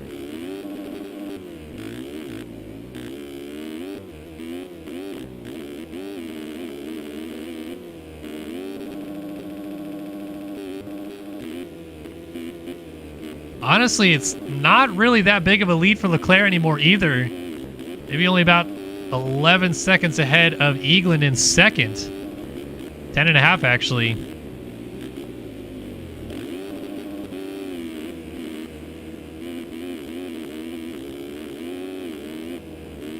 Out of screw you they come, and the final 2 laps are about to await us. Let's see if Johnson still goes for this triple, and he does. Just casual though. Like, no problem whatsoever getting that downside of that every single lap that he tries it. And now Eagland is firmly right in front of him. No more gap between them. It is now Johnson versus Eaglin, mono-a-mono for second, and Johnson's down. A huge swap into the second turn complex. And that one was a big one. Hey, how about Tyler Lang? He's been lurking back here, and now Johnson has opened up a door for Lang to sneak into the picture. This would be huge for Leclerc if Lang can make the pass, and he's up alongside, lands on him, and they're both down in gravity cavity. Hambrook is too far back, but I think Lang's going to pick it up first here. Wow, how did Johnson spin that bike around that fast? Well, now Eaglin has plenty of breathing room for second, and these two are left to settle it out for third. As here is Eaglin, and Leclerc is still leading. But I wonder how Lang's going to feel about the contact between these two. It's more or less a racing incident with the lines coming together.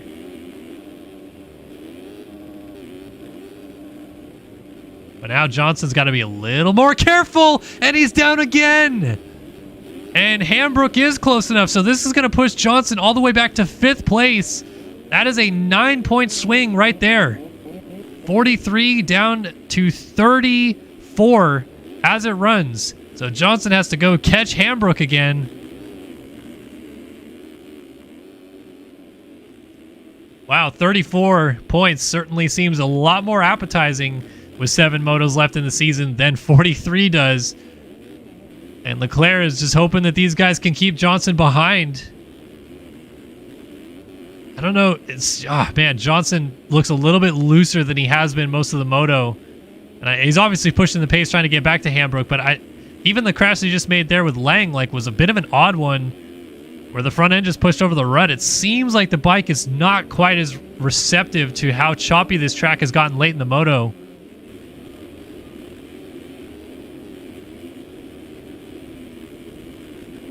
Johnson launching the double out.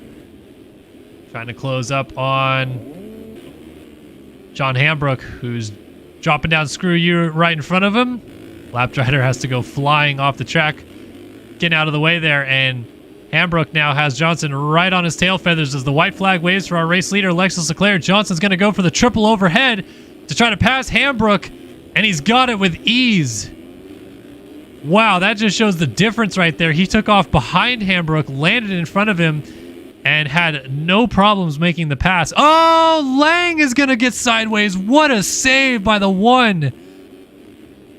That will retain 3rd place for him for the time being. But now Johnson is going to sniff the door of opportunity with Lang making those late mistakes. Meanwhile, 14-second lead for this guy. And he has been a new man into the second half of the season. Even at Washougal, it was not easy roads for Johnson to win both of those motos, even though he did get the 1-1 performance done. Leclerc has been really strong since we've clicked into part 2 of 2022, if you will.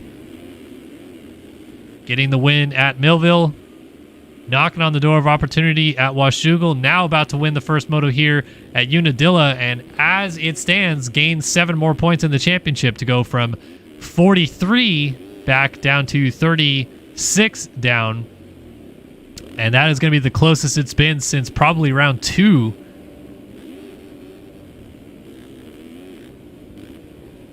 Oh, rider down. Leclerc has to avoid. And Johnson's still trying to close up on Lang. So Johnson has enough gap behind him now that he can just push as hard as he can to try to get Lang for 3rd. Because even if he goes down, he will not lose 4th. Looks like Hambrook must have gone down. So it is left to our top 4 to just settle their disputes amongst each other. We never fully did a top 20 rundown, so I apologize that we didn't get all the way through the field, I don't think. But we'll give everyone their due at the end of this one, as Leclerc has just a few more corners to work with. And 450 Moto 1 will be in the books. Through the chop. Down through the mini cavity here at the top. And boy, we may still yet have a championship fight on our hands as Leclerc fights through, and Leclerc takes Moto 1 at Unadilla. Colby Eagland going to kick himself a little bit that he couldn't wrap up the victory in this one, but a 2nd place finish. He is probably going to be pretty happy, I think, at the end, because that is a great ride as Lang settles into third. Johnson will no doubt get fourth, unless he crashes again, which I guess is always possible. This is where he crashed a couple laps ago coming into this corner, but a lot smoother through there this time. And last turn, just to make sure, Lang did cross in third, and Johnson will pick up fourth. So a 7-point swing, 36 is the championship lead now for Johnson with 7 motos to go. Sean Hambrook crosses the line inside the top 5. Great ride for him. Our whole shot winner, Cooper Hunt, looks like he'll get 6th. Josh Collins, 7th. Braden Castellaneta up into 8th. Adam Holm, 9th. Tanner Rogers, 10th. Chase Blakely, 11th. Brandon Larson, 12th. Ashton Rakowski, 13th. Anthony Pachone, 14th. Braden Carter, 15th. Nico Marchini is here in 16th. Devin Davis, 17th. Jeff Cooper in 18th. Going off the side of the track. Jack Mark back here in 19th. Going to have a chance to close up. Reno Brennan, the last guy in the points paying position and the last guy on the lead lap. Let's see these battles come to a close here. Oh, Tanner Rogers just went down. So Blakely goes into 10th. Rogers remounts still in 11th, but Blakely did gain a position here at the end to just sneak into the top 10 as he's going to go through this last turn and get it done. Oh, Rogers down again. That's going to be a spot for B. Lars, who goes to 11th on the 531. Anthony Pachone goes to 12th, and Tanner Rogers goes from inside of the top 10 to 13th. The string of crashes there at the end. Ashton Rakowski going to bring it down in 14th. Nico Marchini ends up 15th. Devin Davis right behind him in 16th. Jeff Cooper 17th. Brandon Carter 18th. Reno Brennan 19th. And Jack Mark will be the last finisher in this one as we wait for him to bring it home.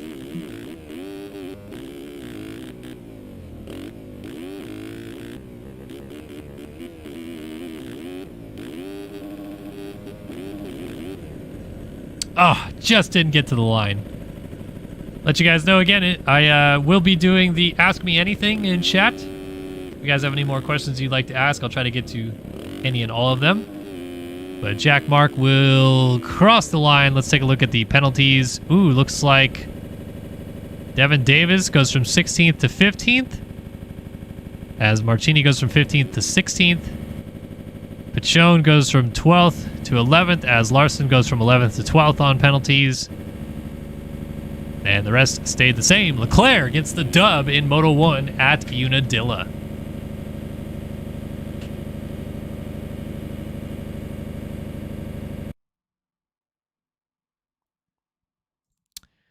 All right. Moto 1s are done. Moto number 2's coming up next. And of course, we'll start with the 250 class first. And again, if anybody has any questions in chat for me, let me know.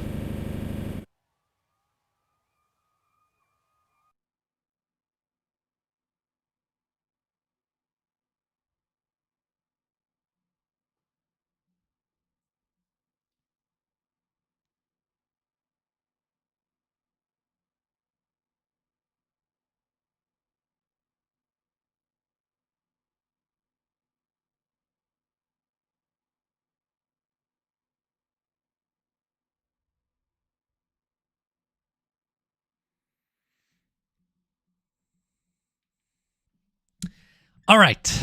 What's going on in the Chickadee chat room? F20 Matt says, I'm going to be a father to my first child in 3 months. So my question is, what was the best, I think you're saying best part about becoming a dad? You wrote nest, but I'm thinking you meant best.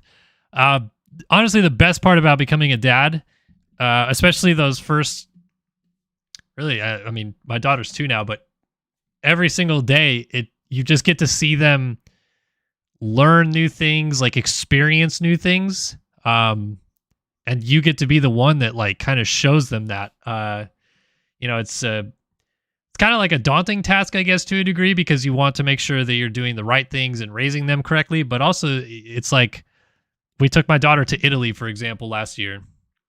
And it was so fun being able to like show her all these different sites. Like, and she's probably not old enough to really remember some of the stuff that we showed her, but like, to see your eyes light up when we went to Venice, for example, and like you see all these tall buildings and the water canals and stuff like that, and she was just like pointing at stuff and like just getting to watch your child experience life, I think is probably been the biggest joy for me as a father so far.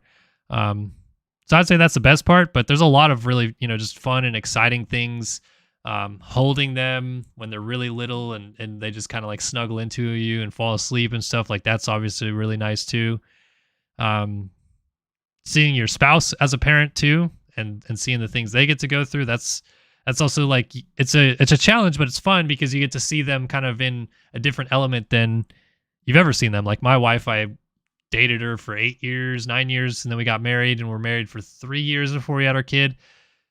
And you just experience them in a different element than you've never seen them before. So definitely really fun for sure. A goon says it was worth it to stay up until 5 a.m. because it was a fun race to watch. Glad to hear it. Love it as always. And a huge shout out as well to Tomich31 for the $7.99 Aussie dollars. It says, hey, Kellen, with a smiley face. Well, hey, Tyron. How are you doing, buddy? Good to see you. We miss you. Which bike of any year from any pro was your favorite? Mine is RV's 2008 250. That's a freaking awesome question. I think, man, Chad Reed's 2007 and 2008 San Manuel Yamahas were some of my favorite in terms of look, especially with his Thor core gear. Definitely love that vibe.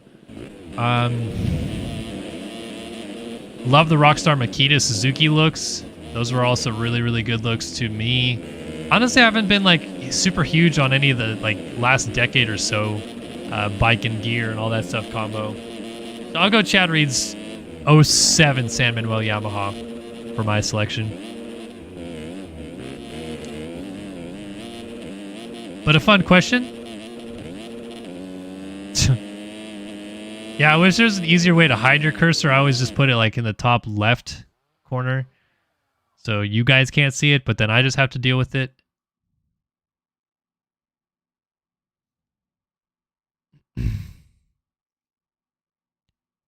I'll try to quickly answer that question. Rusty Davis asked, I stream these races flawlessly, as he puts it, and Mav and Flo can't get the job done. Why? On a real note, why don't they just stream the races on YouTube? They have the servers, just no money in it. Yeah, that's really the short answer of it. They don't have money to be made by streaming on YouTube. They have sponsors and other things that much prefer to be on TV than on YouTube. I'll get into it a little bit later, though. Let's drop the gate. It's 250 Moto number 2 as we get underway here at Unadilla. Much better start for Leitzel, but we were looking there at Millie Soderblom into the first corner, and Soderblom is going to grab the hole shot. Studio 8 hole shot award for Millie Soderblom. But Leitzel with a way, way better start this time, and Matherly's up front as well. This is going to be fun to watch as Leitzel going to try to take the lead. Side by side, and Leitzel officially leads across the line at the end of lap number 1. Oh, and then he pushes wide and allows a couple guys through, so Seth Shirley is going to take the lead with Millie Soderblom right there. Cade Matherly, I think, has lost some positions. I don't see him right in the front of this group anymore. But Shirley leads.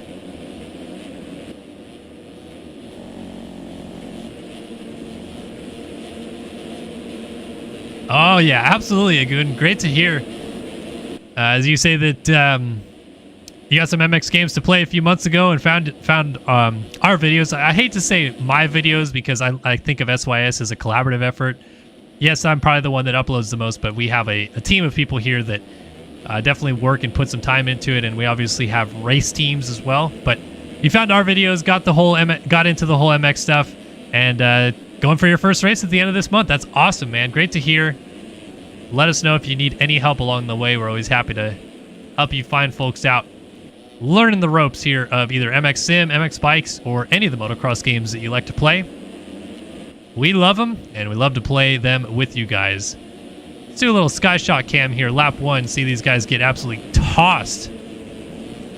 Cade Matherly was like straight air, the only guy that really straight aired it right there. It's kind of a fun view, though, to see them kind of like coming out of the bottom of the sky shot, and then everyone just laying it over. Dualies, side-by-side dualies. That was sweet. Yeah, everybody having a good time. Back to the race lead, though. Seth Shirley up and over the top of the hill, just there ahead of Logan Leitzel, and we have got a fun little battle lined up.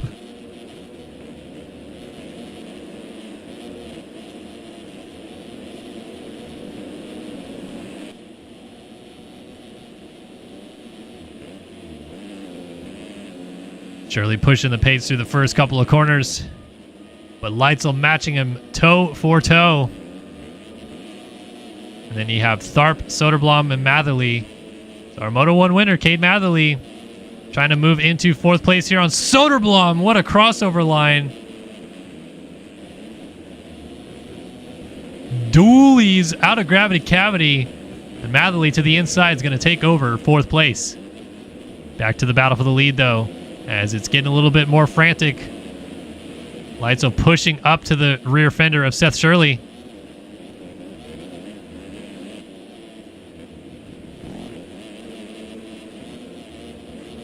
This will be a good turnaround for Shirley if he can come out here and battle for the win after an 8th in Moto number 1. Things kind of just never really fully went his way. So they drop down off the step plateau, and it's a drag race up this uphill. Leitzel's got a pretty good run. Shirley's trying to get the power down, and he's going to go to cut off the line as Leitzel swings to the middle rut, trying to power off the top of this hill and get a better drive down the next hill. And they still cross back over each other. But Shirley retains the lead, both of them to the absolute limit coming down that hill, though. Oh, Leitzel into the banners on the side of the track. Got to be careful over there. But speaking of being careful, how about that line down the inside to take the lead? Oh, and huge dualies off the sky shot. But Leitzel takes over the point. Shirley to the outside. Oh, a little front end slip through the rut, and Leitzel's got it covered off. Tharp and Matherly following in tow.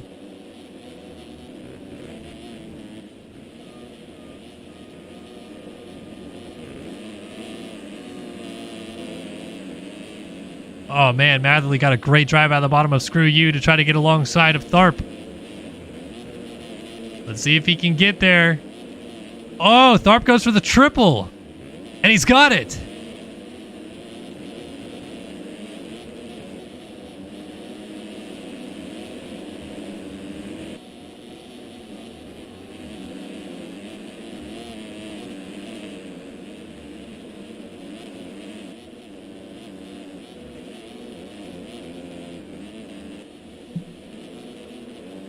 Looks like we lost Seth Shirley. He was off the side of the track right there and was down.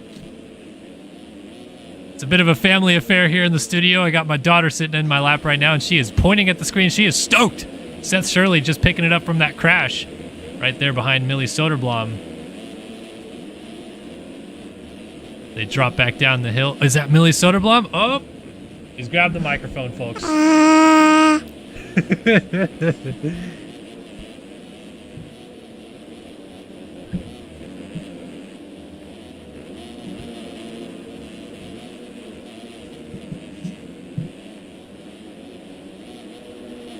Soderblom and Shirley just going at it. Nobody willing to budge just yet.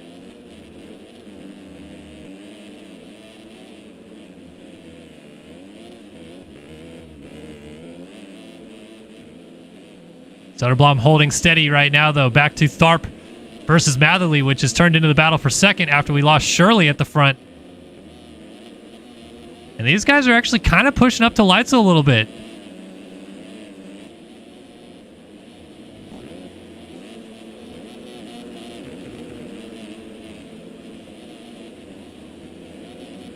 Yeah, always great to have my daughter stop by the booth as she is on her way to bed.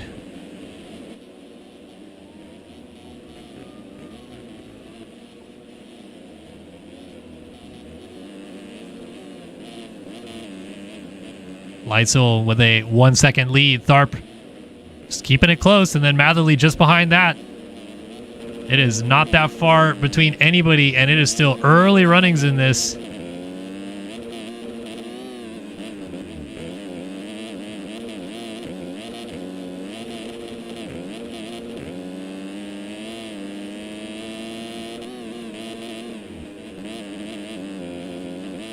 See if Matherly can just try to pick apart what Tharp is doing ahead of him and maybe set up a pass somewhere. Obviously, I think he has his sights set a little bit further ahead. He wants to go after Leitzel, but you can't rest on your laurels here with Tharp. Tharp was really strong in the first moto as well, with a 7th place result.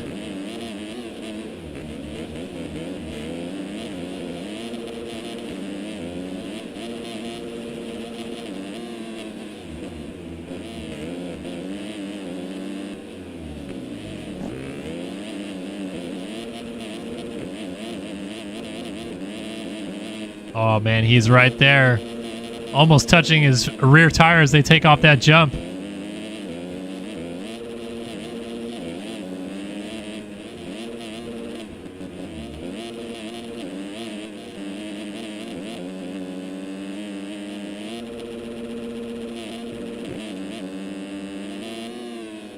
Can't quite figure it out just yet, but trying to go to the outside here at the top of the hill and then drop back down towards the inside, but Tharp just powers out and gets a little bit of a gap established. You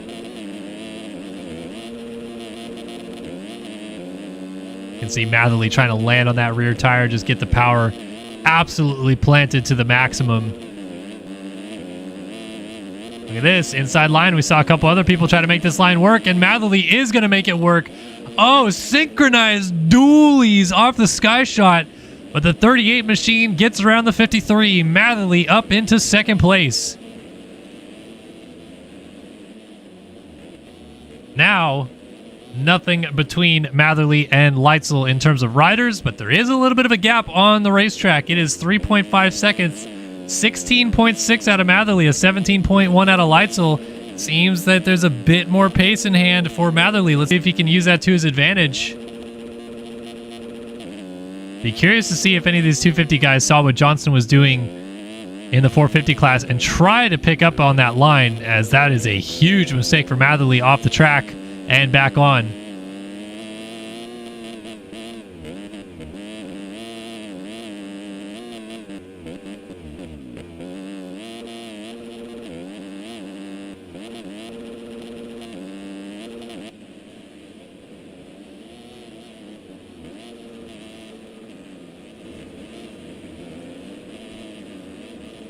Well, coming into this moto is a 114-point lead for Leitzel over Matherly, which, again, still, it means mathematically it's impossible in this moto for Leitzel to win the championship. But as we go to Budds Creek next week, if he wins this moto, it would be back to 117 points on Matherly in the championship. And he would need to have a 125-point lead after the first moto to clinch the title, with a moto still to go at Budds Creek. But obviously he'd be in a really good position at the end of the day at Budds Creek. As long as he has a 100-point lead or more in the championship, he would be your champion after Budds Creek next week. So as we run live standings, 117 points is the gap that Leitzel holds on Cade Matherly. And Matherly is just trying to, I think, win races. It doesn't matter about the championship. These guys are not in a position to knock Leitzel off the top step unless things go catastrophically wrong for the 16 machine. So if you're Matherly, you just want to beat him. He has been, Leitzel that is, has been the best rider this year in the 250 class, and it really hasn't been close until Cade Matherly started challenging him week after week. You had Nathan Prynne give a little bit of a challenge to Leitzel earlier in the year, but Leitzel had been perfect in terms of overalls through the 7th round of this series when Matherly finally dethroned him at the last round at Washougal. Now Matherly comes back out of this 3-week break with a vengeance and wins the first moto tonight at Unadilla. And now it is left between the two of them to settle it for the overall win here tonight, which right now Leitzel is in position to get with a 2-1 versus a 1-2, the tiebreaker.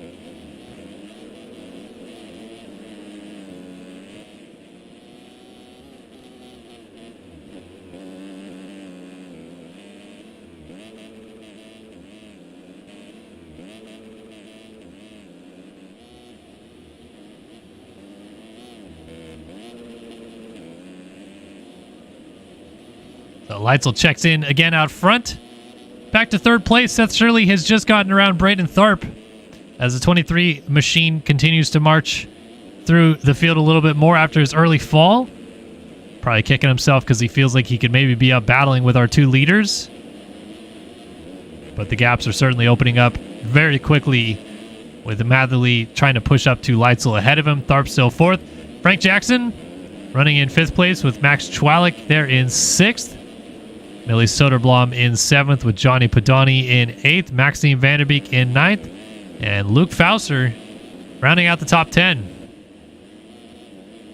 Had the opportunity to briefly meet Luke at Redbud earlier this year, and he was a really nice kid, very gracious, and was a bit bummed that I was in a hurry going somewhere else. I didn't get a chance to really catch up with him more, so hopefully I'll run into him at a couple more races this year. But nice kid. Good to see him out here giving it a go in sim as well, because he certainly has a pretty promising amateur career also unfolding.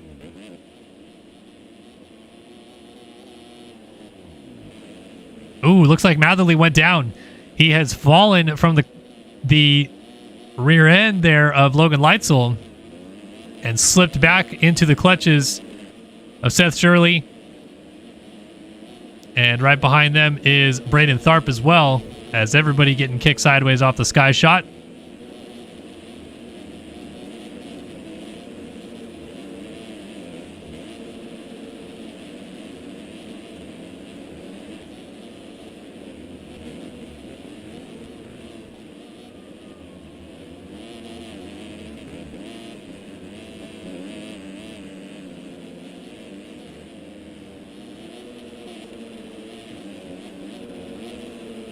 This turned into a nice little three-rider battle almost. Matherly trying to push away from this group. He must have had a fall-off crash somewhere. And that's a bit of a bummer in terms of the battle for the overall, because he's got a lot of time to make up on Leitzel. And even if he does have the pace in hand to do it, I just don't see Leitzel making enough mistakes. And I think Matherly will have to push the pace beyond a comfort level. Oh, and as I say that, Leitzel looks like he just went down. He is down after Gravity Cavity. Wow. Talk about speaking something into existence a little bit there. 14 seconds is going to go down to 5. And suddenly, Matherly is not that far behind Leitzel once again.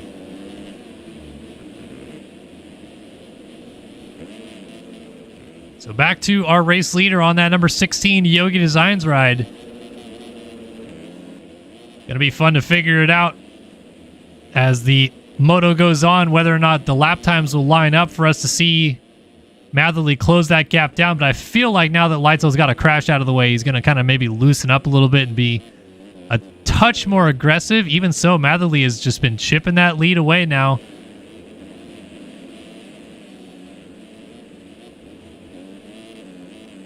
You also have to remember that the track will deteriorate as laps go by.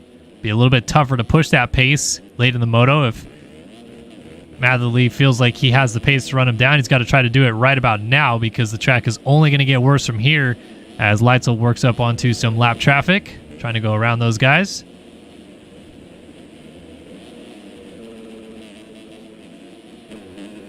Gap down to 5 seconds even.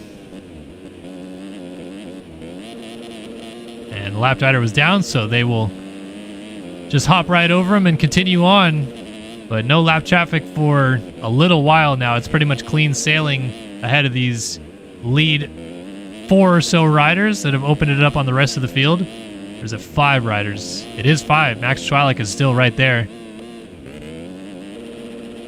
And the battle for third is kind of been the one to watch, really. It's been this close for 4 laps now between Seth Shirley, who you can just see in front of Braden Tharp right here on the screen, and of course Braden Tharp as well, who, as mentioned, we are on board with.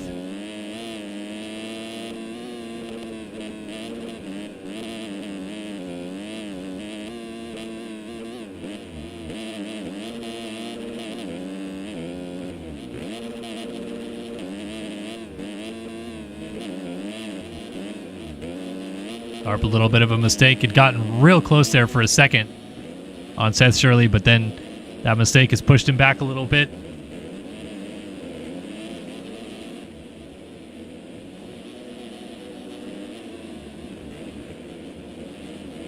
Inside for Tharp. Nice. Got that line really well and closed right back up to the rear tire there of Shirley. So a lot of time left in this race, but when you're starting to feel the flow, like it seems like Tharp is pushing into a pace that's more comfortable for him right now, it's always nice to try to make a quick pass and then have that clean air to just keep working forward and focus on the next guy and the next guy after that if you can. Certainly giving Seth Shirley everything he can handle here for that third position. When it seemed like Shirley was the one that was coming from behind and getting to this spot to make the pace seem like it was more in his favor, Tharp has really wicked it up here, but then just made a little bit of a mistake right there. So now a small gap has developed, and Tharp will have to close that one back down. Back to Cade Matherly in second as he hits the sky shot, and Logan Leitzel just in the distance ahead of him, starting to go up the hill the other way. Gap is ballooned out a little bit now to 6 seconds. So Matherly either made a little mistake or perhaps Leitzel has picked up his pace, noticing that the gap was coming down. And it's out to 6.4 seconds now as Leitzel continues to just inch away just a little by little.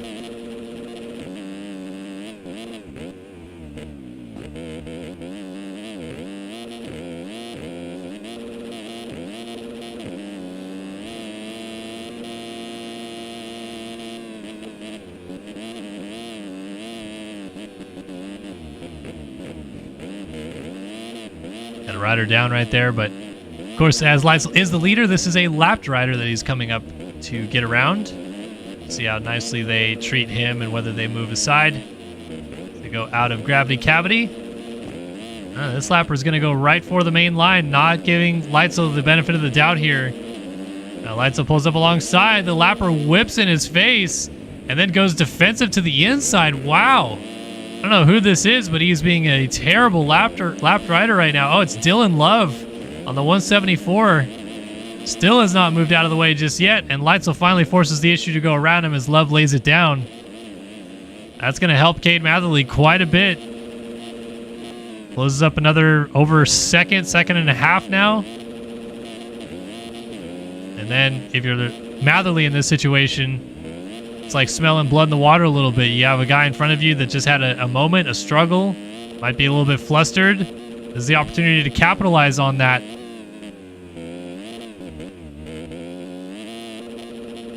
As we have crested past the 20-minute mark of this moto, 10 minutes still to go, plus those 2 laps at the end. Oh, Matherly down hard at the bottom of the hill.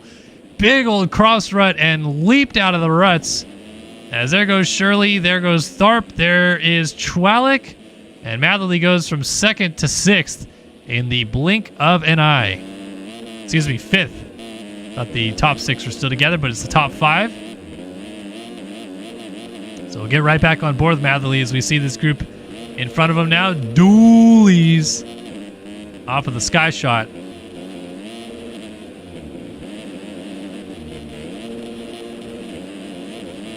Rider down. That was Seth Shirley out of 2nd.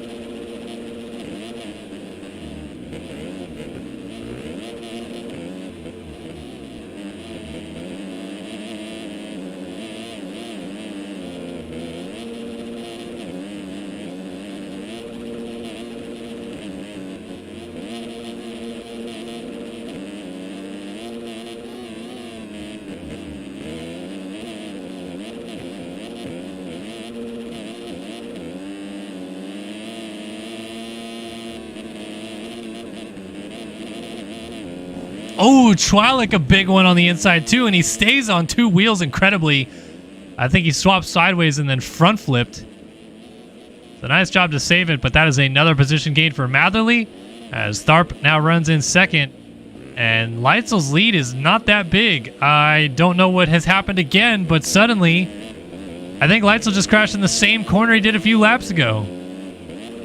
The U-turn right after gravity cavity is just reaching up and biting our championship leader as this battle for 2nd really starts to hit a new level with Matherly right on Tharp for the position.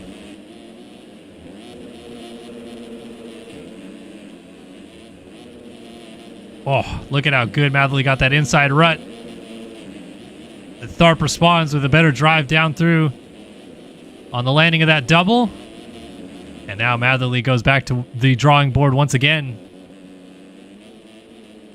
Up to the tippy top of the hill here at the very, very back of the track.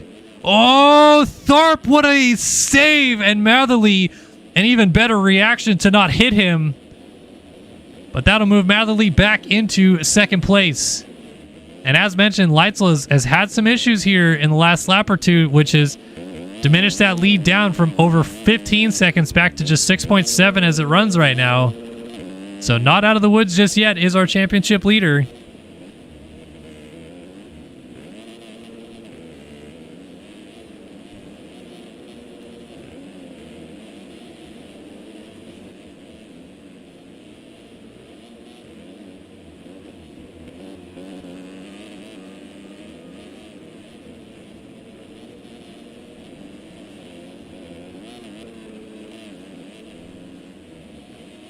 So how is this one going to unfold at the end?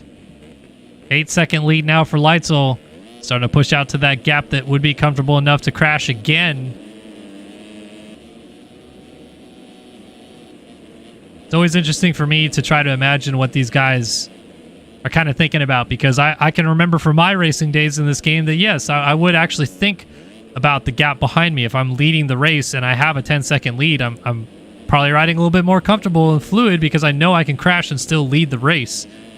But I don't know if that's what these guys are thinking. I think maybe they just put their head down and try to turn laps. Sometimes even guys in this game will put a black strip over the gaps number on their pit board. So if I go on board with them, you can see bottom left-hand corner, it shows lap that they're on, which is lap 12, position they're in, P1, and then a plus, or in some case a minus sign to the gap that they have either in front or behind them. In this case, it's behind Leitzel that he has a gap. And some guys will, on their pit board, put a little black just kind of cover on the pit board so they can't see what their gap is, and maybe that helps them to ride a little bit more in their comfort zone at all times instead of thinking about who's in front or behind them.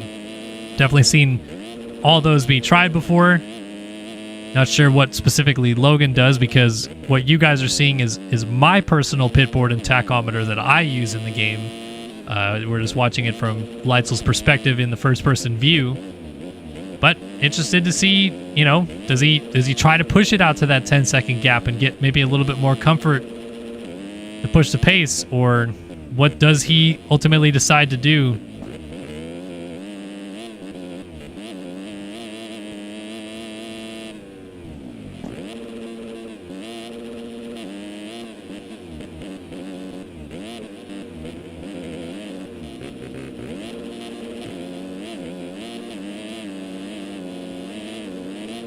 Ooh, has that little rear end kind of grab over the top of that rise. And then it was just to Indonesia from there, but just enough of a downhill slope on that landing, I think, to not go completely over the bars. So Leitzel will count his lucky stars there a little bit and go back to trying to focus ahead instead of behind, as Matherly is still 7.7 seconds down. They got Tharp back here, not too far behind Matherly. Chwalik coming out of Screw You. Shirley about to go into Screw You, but he's going to lay it down first. And he is in 5th. Remember, Johnny Padani there in 6th. Frank Jackson in 7th.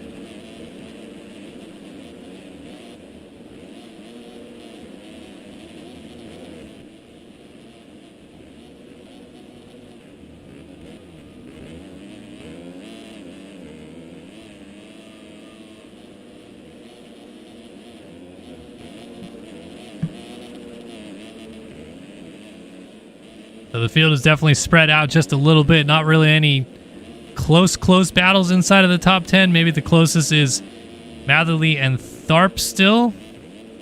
But Leitzel's now stretched it out to keep that 8-second gap where it has been since pretty much he got up from his crash. He got up with about a 6-second lead and then has kept it right about this 7.5 to 8-second gap. Not too many fluctuations either direction. Seems like Matherly has his spots, Leitzel has his spots. Nobody's really gapping or condensing.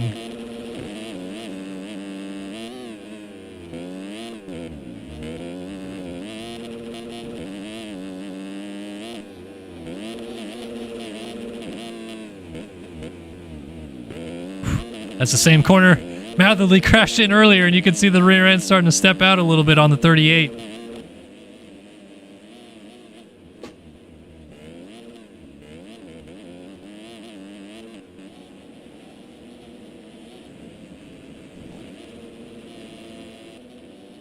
Chwalik has gotten around Tharp. So a change for third late in this one. As the 346 gets around the 53. And they're going to hit the sky shot together. Dualies.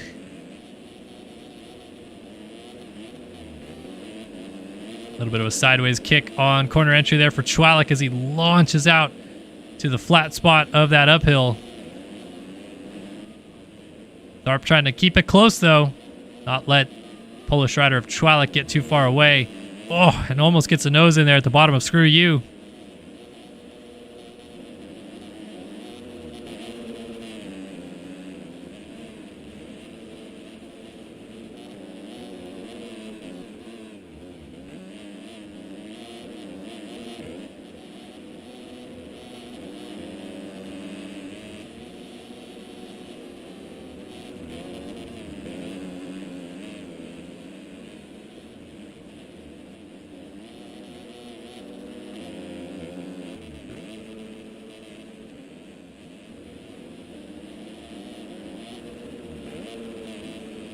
Man, the pace these two are pushing each other right now is very high as Chwalik is trying to keep Tharp behind him, but Tharp is just absolutely ripping from corner to corner. Oh, might have an inside line here as Chwalik was off the track. Oh, but it was close. Oh, Tharp gets the pass done anyway. Chwalik blew the rut. That's what happens sometimes. You just push somebody until they have been pushed a little bit too much. And finally, Tharp makes the pass to get into third place once again. Chwalik settles back into fourth. Well, 30 seconds left on the clock, and time will expire. Logan Leitzel putting his teammate a lap down right there.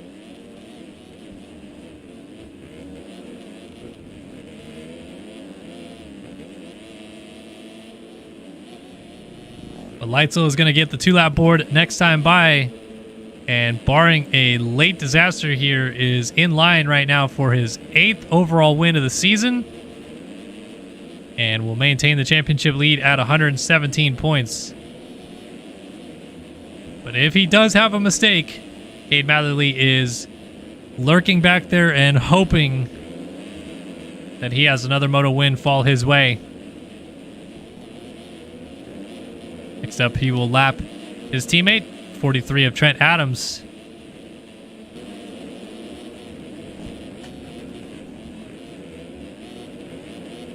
So time is expired. We are into the closing stages of 250 moto number 2. Logan Leitzel with 2-1 scores right now is in position to win the overall. And he is just trying to weave his way through lap traffic and close this thing out. 2-lap board about to be displayed this time by, as Leitzel drops into gravity cavity and checks in once again onto the 15th lap of the race as your race leader still.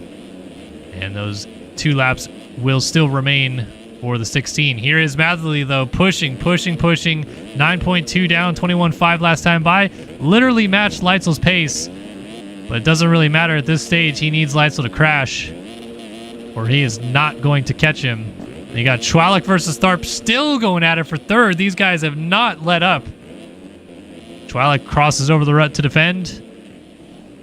And Tharp, see if he tries this inside line into the corner. It worked last time. This time it does not. He goes down. That front end just kind of got pushed right over the edge, and down he goes, but he will easily maintain fourth as Seth Shirley sits back here in fifth. Frank Jackson is in 6th. Johnny Padani is in 7th. He is a minute behind our race leader. Just goes to show the pace those guys are running out front. Billy Soderblom running in 8th. Seth Carr is in 9th. And Bodie Parker, who finished 3rd in the first moto, is rounding out our top 10. I think he'll be disappointed to not put 2 results inside the top 5 today, but got to hang his head high because that 3rd in the first moto was really strong, and at one point was even challenging for the win. Cannot be too disappointed in that whatsoever. But Logan Leitzel has just been so strong in this second moto, and it started off with a great start, which he did not have in the first moto. Had to come from pretty far back in the first moto. Amazingly, still had a shot at winning the moto when all was said and done. But Cade Matherly just survived the late attack and picked up his second consecutive moto victory. Leitzel looking to break the little mini streak that Matherly had started to build up here. And, of course, for Leitzel, it puts him in a great position to try to clinch the title next week at Budds Creek. 117-point lead. It's going to be more than enough to try to maintain that gap at Budds Creek and leave Budds Creek as the champion. So he has to avoid a downed rider. I think that was Nygren that was down, as the white flag has been waved. And the final lap of the race is underway. Matherly has lost even more time, so he went down again. 15.8 is the gap now. And actually, Chwalik is kind of closing up on him, only 7 seconds off. So, got to pay a little bit of attention, a little bit of mind you to where Chwalik is. Could steal a second place late in this one. Any other battles to speak of? Maybe a battle for 12th here. Jack Gatland and Maxime Vanderbeek still going at it. They come down to the sky shot. And Vanderbeek gets absolutely upside down. Jack Gatland couldn't have been any straighter if he tried. Oh, and Vanderbeek's going to cross over and make the pass in the end as well. As they always say, his style does pay. Especially if you're Axel Hodges.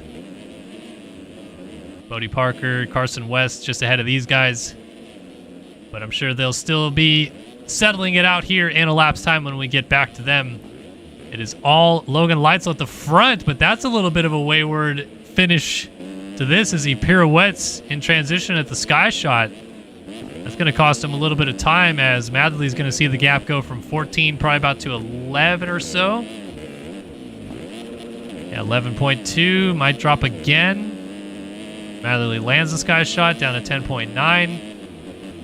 And another mistake for Leitzel at the bottom of the hill, so it'll go to 10.7. If you're Leitzel here, that's a little bit more dangerous. You have a late crash here.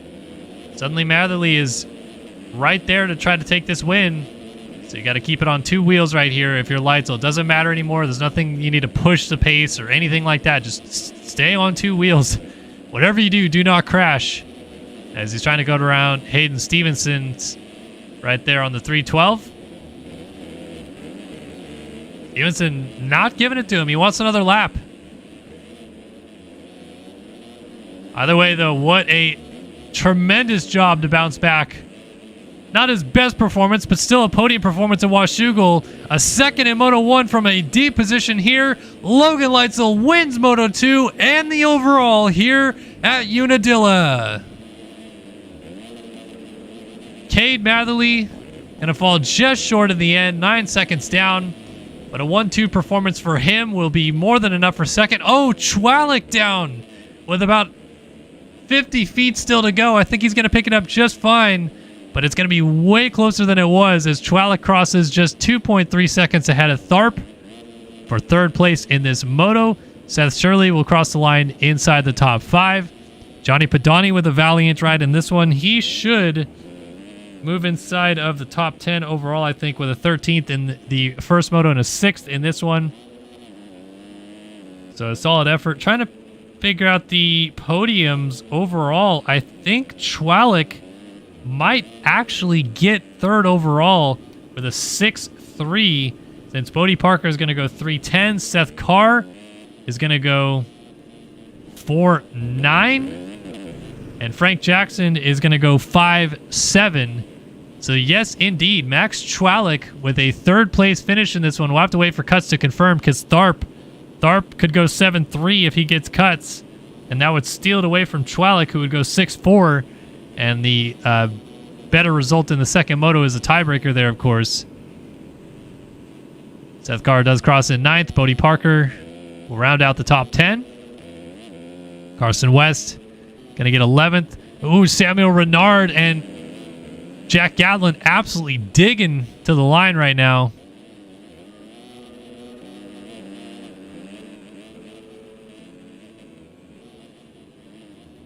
Into gravity cavity one more time. Jack Gatlin's going to send it. It's going to be bar to bar over the line, and it's going to be Renard by 1/10 over Gatlin, who will pick up 12th, 14th for Vanderbeek, 15th for Ryan Swanson,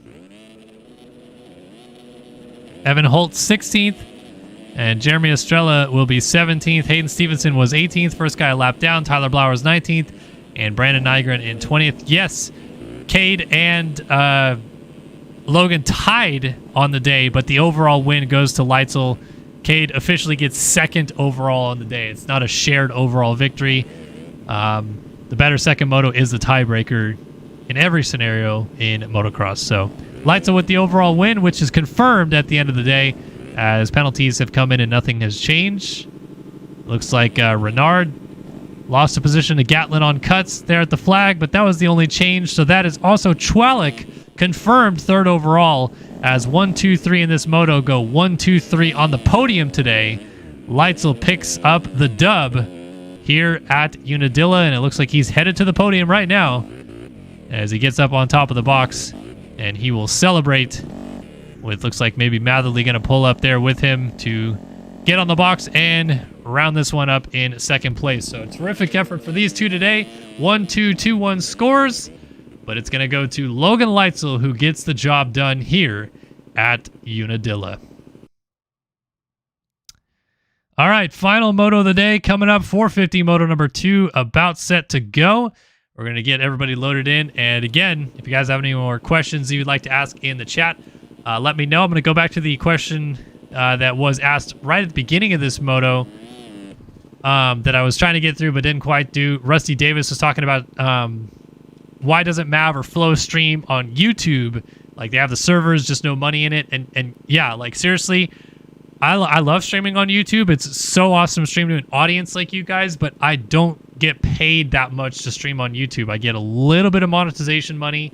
I obviously get donations that you guys send, and then I get paid a little bit from Race Factory to do the streaming, but it's not that much. Like, if I was on an actual proper, like, network that has advertising, and we could, you know, maybe have some of the sponsors of this series advertise on there, which is a higher dollar value, the pay goes up significantly. It's so much different being on a streaming platform. Even if it might have lower views than YouTube, for whatever reason, advertisers still look at it as a bigger benefit to be on a streaming platform, especially if you end up on actual television, which Mav TV can do. They actually put it on TV. So just kind of the logistics of it doesn't really work to just go free YouTube stream. Like, ideally, that's what you would do because there's more people that can watch it on YouTube, but they just don't have the ability to do it and still make money doing it. So, yep. Alligator asks, Kellen, do you think Leitzel being a pro rider has helped him become a potential outdoor champion this year? That's a really interesting question. And honestly, I think yes, because we see time and time again these real-life pro riders pick up sim. Obviously, it takes them a little bit to kind of figure out the controls, but then their like real-life motocross brain clicks into gear, and then they start doing stuff in this game that they would do in real life, which some of us can't relate to. Like, I've never been a real-life pro, so I can't tire tap stuff or hop braking bumps in a cute and fancy way and stuff like that. But they can, and they know how to do that, and then they think about doing it in the game, and then it carries over into the game. By far, the person I saw learn the game faster than anybody I've ever seen, went from not owning the game to winning nationals in less than a year, and then being a national champion in less than a year and a half, was Jeremy Smith, who picked it up and went right onto the podium in his very first race that he raced in Supercross, and then won his second ever national that he raced. And obviously, he's a real-life pro too, and is a really talented BMX racer as well. So, like, the real-life skills that he possesses, I think, transfer over to the game nicely, just because he can mentally think about, like, how would I approach this section in real life, put it into a video game, and then it works. So, yeah, I do think it actually does help. Julian Crawford says, Kellen, have you ever been on a show/documentary? I mean, I've been on the Pulp MX show, which is a motocross internet radio show. Been on that 5 times now. I don't think I've ever actually been part of like a real documentary though, necessarily. Trying to think. Because I've had some interviews before where they've been filmed and I've been on camera while being interviewed, but I don't think that they ever ended up on like a documentary. I think it just ended up on whatever platform or whatever they were using. So yeah, not been in a documentary, but I have been on shows before.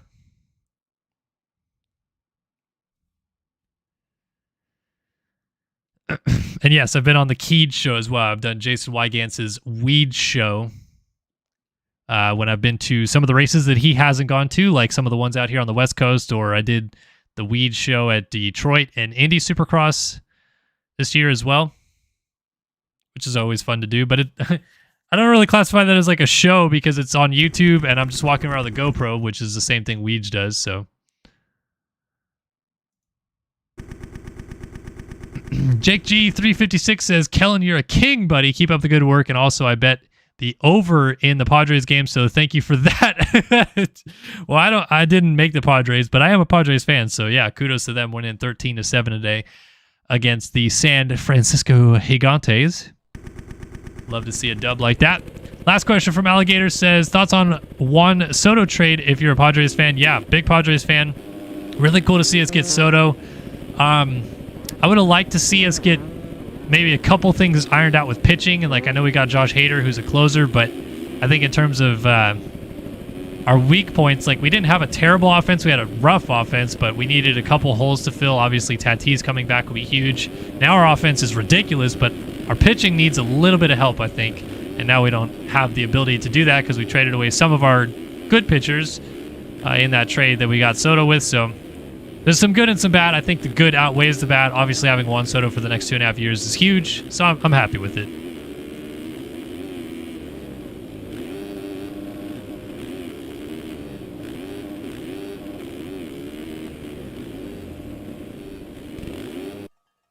All right, ladies and gentlemen, boys and girls, it is time for the final moto of the night here at Unadilla, round 9 of the 2022 AMA Esport Motocross Championship in MX Simulator.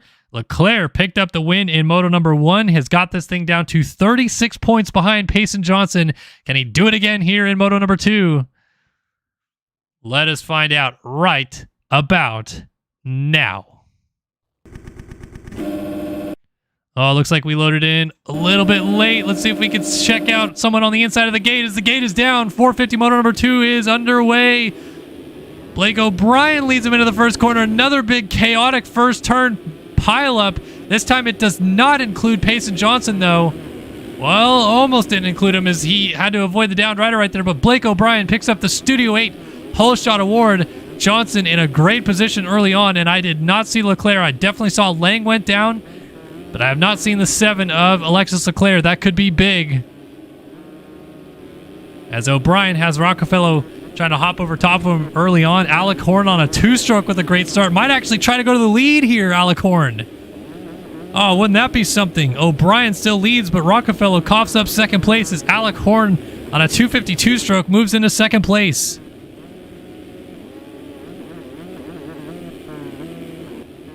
Payson Johnson, did he just slide out? I think he lost a little bit of time. Brandon Larson has gone by.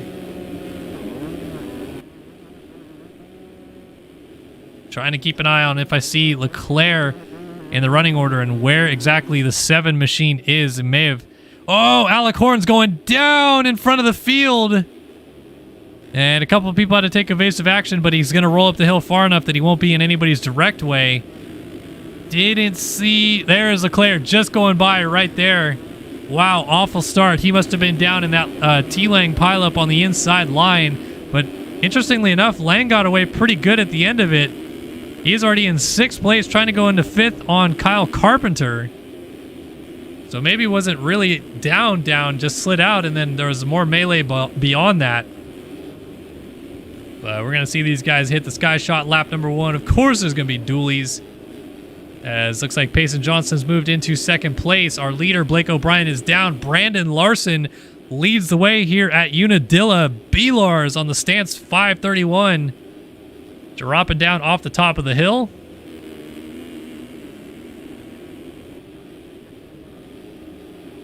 He's got Payson Johnson breathing down his neck. Let's see if Johnson early is going to go for the triple. And he does. And that should be the lead. Oh, Larson tries to fight back, but Johnson gets to the corner, makes the pass. Payson Johnson takes over the lead here at Unadilla. And that is awful news for everybody else, including Alexis Leclerc, who finally started to see a little bit of things go his way in the first moto, just for them to fall all apart right here at the start of moto number 2. And I'll go back to him and see where he's at this point in time. Look at how many guys are still in front of him. I mean, he's got so many people to pass. Still haven't found him. Did he go down? Wow, yeah, he totally did. He is now in 34th place. Alexis Leclerc. Brutal situation right here. Interestingly enough, he has to do something Johnson has actually successfully done this year, which is come from outside the top 30 and catch the leaders.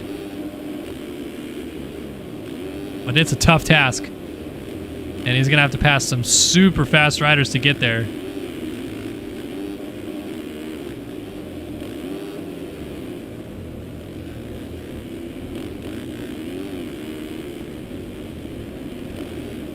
Rider down. Leclerc high-centered on the rut. Gonna lose 3-4 more positions or so. Almost gets caught up right there. Oh, he's just gonna wing it through the middle right there. Might get landed on, though. Oh, my goodness. And then a big pile-up. This is what it's like to be back in the pack. Nothing goes your way.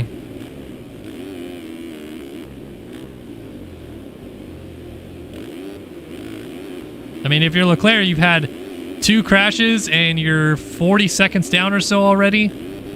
And that's basically just because you're constantly avoiding people crashing or going a little bit slower than you are, and it slows your pace way down. And this is going to be a long moto for Leclerc to try to work his way forward. He's already passed 7 guys since we've been on board with him. And oh my gosh, just tire taps that guy that was going down. But it is going to be such a long haul to get to any sort of decent position.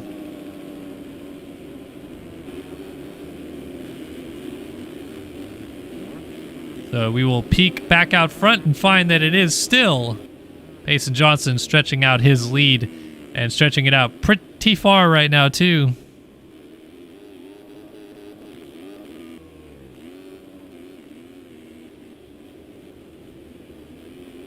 We'll just sit here for a second and see how big that lead already is.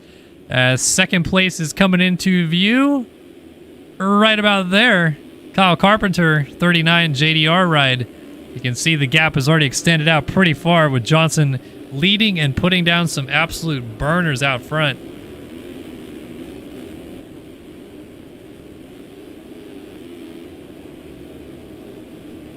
Oh, and that is Carpenter getting hung up on that inside hay bale a little bit, so Caleb Hall is going to go through now into the second position. T-Lang, after his crash off the start, is already up into 4th, and he's right behind this group as well.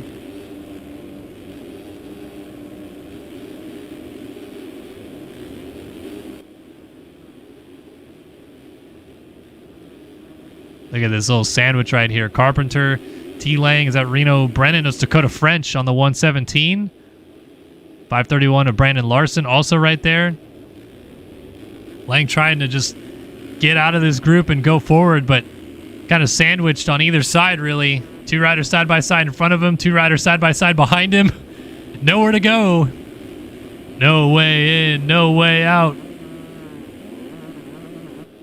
This should make for some fantastic dualies, though, with these guys this close together. So let's sit back and watch. Oh, my goodness. Oh, huge crash. Oh, my goodness. And that kind of spoiled all of the fun for us right there. What was that went down? Was that Caleb Hall is picking it up? Don't think you could hit the ground any harder than Caleb Hall just did on a swap. So Lang has now moved into second place. Kyle Carpenter slips back to 3rd, Brandon Larson 4th, Trevor Burns in 5th, Dakota French 6th, Blakely 7th, Collins 8th, O'Brien 9th, Jack Mark rounding out the top 10 with Colby Eagland in 11th, Jack Haley now into 12th place, Adam Holm is 13th, Reno Brennan 14th, Caleb Hall 15th, with Pachone getting passed by Leclerc up the inside. Leclerc now up into 17th, so he's made some good headway, but it really doesn't matter because he needs to do some damage on Payson Johnson, and Johnson already has about a 16-second lead working. We'll go back on board with Leclerc because you can see him trying to work around Pachone. Pachone actually going to make a pass there on Caleb Hall.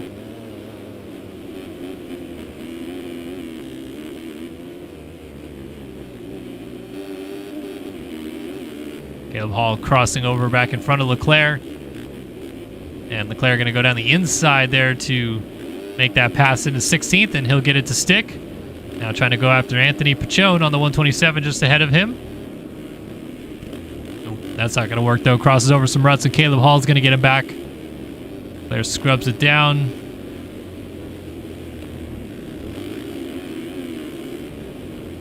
Tries to get to this inside rut first, and does, and then Adam Holm was down, so up to 14th goes Leclerc. He has 2 guys right in front of him and then a pretty big gap, although somebody just went down. And speaking of going down, Johnson just went down as well. He just got up at the top of the step up. His lead is now going to come down from 16 seconds to 6.7 actually. But we had another rider go down that was at the tail end of this group. Oh, Trevor Burns and Pachone just absolutely slaughter each other at the top of the hill here. I think it was Burnsy that was down. So Leclerc gains a few more positions, and he is now at the front of this group, which is 11th place for Leclerc. But you can see he's got 12 seconds to catch the next group of riders, which is a 8-rider train up to 3rd place, which includes Colby Eagland, Chase Blakely, Jack Mark, Blake O'Brien, Dakota French, Brandon Larson, Josh Collins, and Kyle Carpenter. And these guys are still jockeying for these early positions with not yet 10 minutes of the moto done.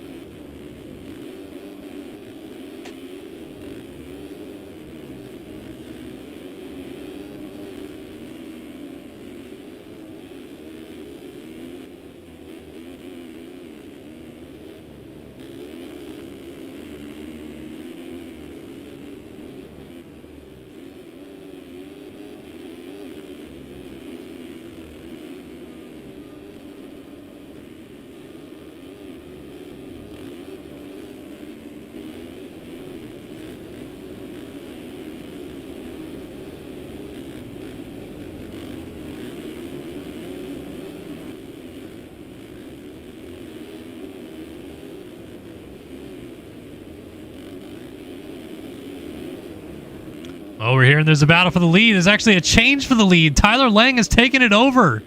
Wow. Something else happened to Johnson because the lead was still about 7 seconds, but he may have gone down again. And this is actually huge for Alexis Leclerc because if Johnson is starting to unravel a little bit here, Leclerc is going to come from pretty far back and have actually a little bit of a shot to still get to Johnson. Oh, Brandon Larson has got some serious lag, and Leclerc is starting to catch up to him. But Leclerc, as Lang just went down. Wow. So Lang coughs up the race lead. And through goes Josh Collins and then Kyle Carpenter as well. Man, things are really getting flipped on their head, but Johnson goes back to the race lead for the time being. I wonder what's going on with him. 2 successive crashes. And it's not really a point in time where he'd be pushing the pace, so maybe just 2 little freak incidents.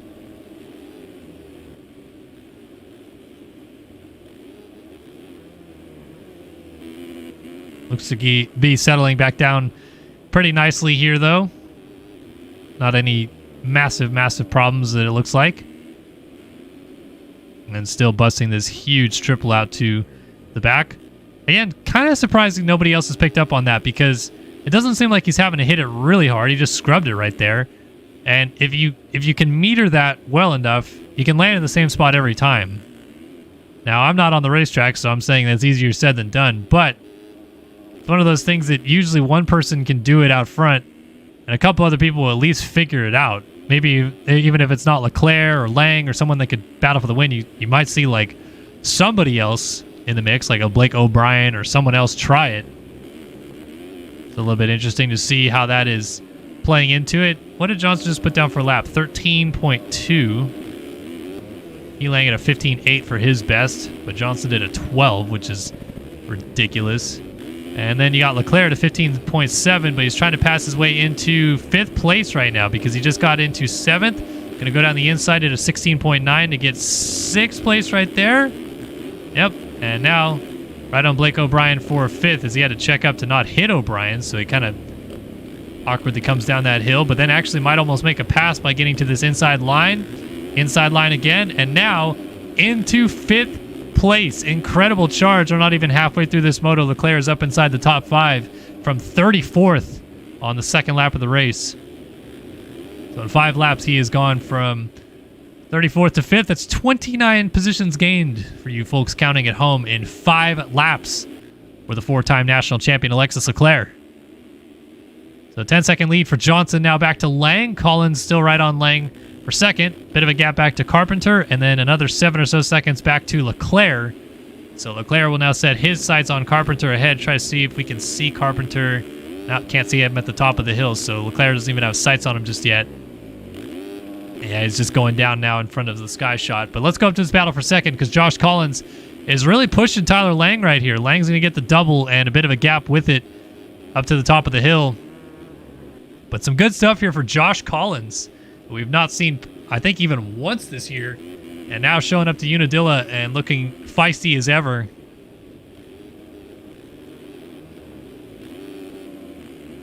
I believe Collins is Aussie, though, so pretty tough sometimes to see those guys always make these start times because it is really just like middle of the workday on Thursday for Australians.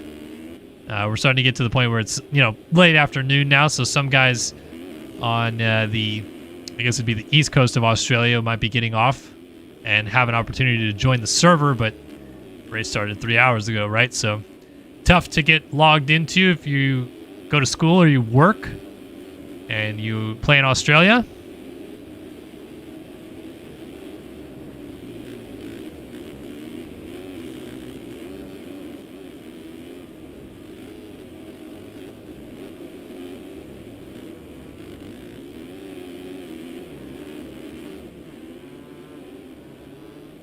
Yeah, my thoughts on Jeff and Ralph getting back in the booth for Dilla is that's not what's happening. It's Jeff Emig being the color analyst alongside Jason Wygant, who has been the lead broadcaster for Pro Motocross for 14 years, I think.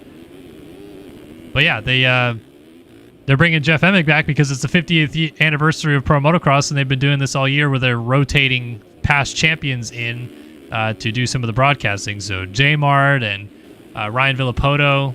Yeah, this weekend it's going to be Jeff Emig, 3-time national champion. And I'm pretty sure Budds Creek next week will be James Stewart alongside Jason Wygant. But that's cool. I mean, from day one, I thought this was really cool of them to do, to have these past champions come in and be in the booth. So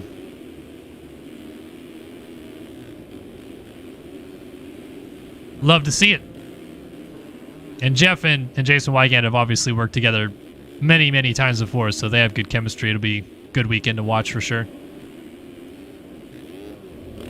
All right, Leclerc has caught Kyle Carpenter for 4th place as the charge out of the Frenchman continues. And this might be an easy pass if he gets that double. Just a little bit hung up on the landing.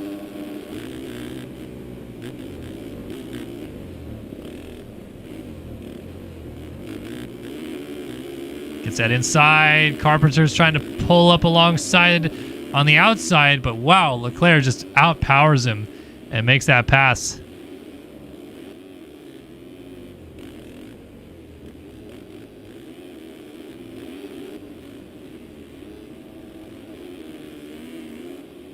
So 4th place now for Leclerc, but it is not what he is after because as they currently run, Leclerc is gaining no points on Johnson on the day. It stays exactly at 43 points, which it was entering.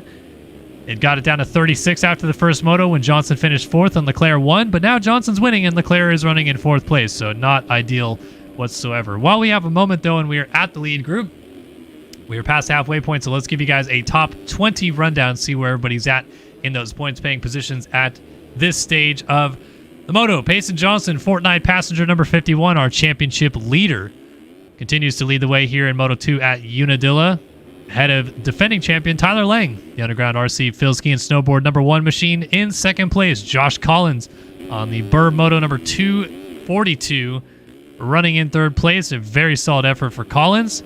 4th now is Colby Eaglin, the passenger number 24, so Leclerc has gone down as Kyle Carpenter moves into 5th, maybe momentarily. Yeah, Kyle Carpenter in 5th on the Jack Daniels Racing number 39. But whoa, Leclerc is going to split him with Jack Haley. It's going to be Haley, Jack Daniels Racing number 2, going into 5th. Leclerc is trying to fight up alongside. But it's going to be Haley who holds the position. Let's stick with this battle for just a second, because Leclerc is trying to pick himself up, it looks like, from a crash and go after these guys. Haley off the right side of the track, coming back on. Oh, so close, but Leclerc makes that pass to go inside the top 5. So the Panini Motorsports number 7 of Alexis Leclerc goes to 5th, Haley 6th, Carpenter 7th, Dakota French on the Full Throttle 117 is in 8th. Jack Mark on the Privateer, I believe number 124 is in 9th. Blake O'Brien, 167 effort is in 10th. Brandon Larson, 531 for Stance, runs in 11th. Devin Davis, the number 31 Yogi ride in 12th. 13th for Chase Blakely on the 21 BPC ride. 14th for Reno Brennan on the 422 Wildside Designs program. Ashton Rakowski for Pluto on the number 924, runs in 15th. 16th for Sean Hambrook, 924, or 976 I should say, at Braxton Worldwide. 17th for Caleb Hall, the number 33 Underground RC Phil Ski and Snowboard effort. Brendan Castellaneta, his teammate, on the 26th, runs in 18th. Trevor Burns, the Fortnite passenger number 28, runs in, well, now 18th. And 19th for Anthony Pachone on the Spink 127. And 20th now is Adam Holm on the Aspect Visual Code number 17, because Caleb Hall went down and slipped back to 21st. That is a run through the field late in 450 Moto number 2 as we approach the final 10 minutes of this moto. Round 9 of the 2022 AMA Esport Motocross Championship and MX Simulator, presented by Init Esports and RaceFactoryGaming.com. If you guys are looking for more information about this series, please be sure to visit Init Esports. That's INIT Esports.gg. Get signed up for this series or the World Motocross Championship and MX Simulator. And if you want to know more information about the amateur scene in this game, please also visit RaceFactoryGaming.com. That's all one word, RaceFactoryGaming.com, for more information about the Pro Series and Amateur Series, really, that is put on by RF. And if you want to know more about this game that we are playing, MX Simulator, visit mxsimulator.com. Final 10 minutes of the moto lining up in front of us here.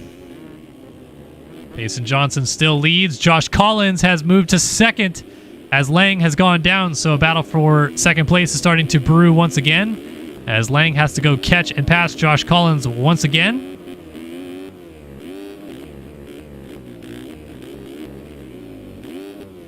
Oh, Lang down on Screw You. And he is off the side of the track.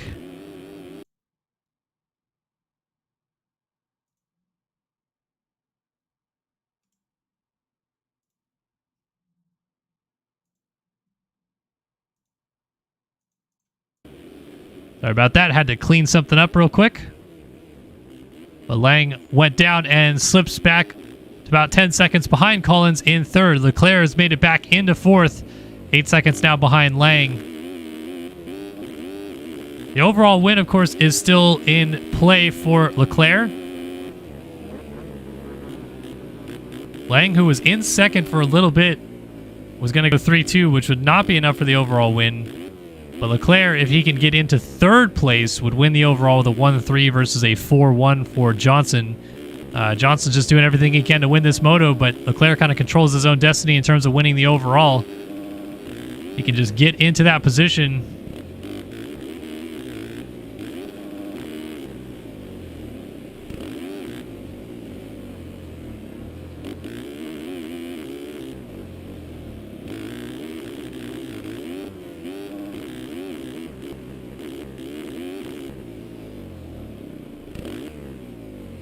Oh, is our leader down again? Yes, Johnson off the side of the track at the bottom of the hill. He had pulled it out to 21 seconds on Josh Collins. That has come down now, and now Lang's down.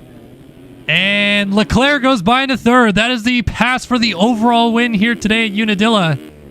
14 seconds up to Collins, 13 seconds up to Johnson. So it is a 27-second gap from Johnson to Leclerc, which of course seems massive, but a couple more crashes out of Johnson and it is no longer massive.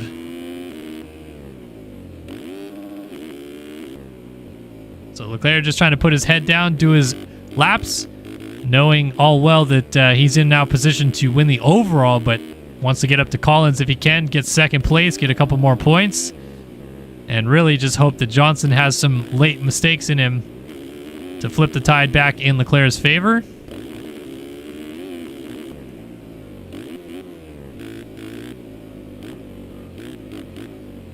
Appreciate you, Moto. I see you out there.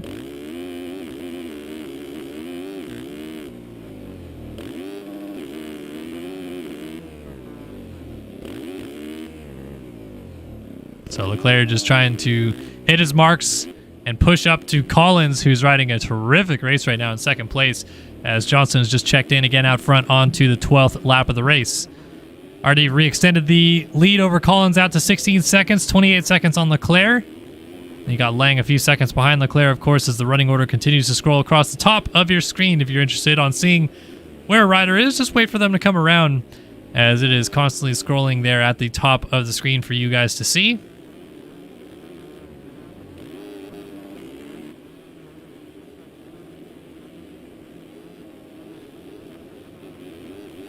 Johnson just trying to focus on hitting his marks as well out front and not blow this one either.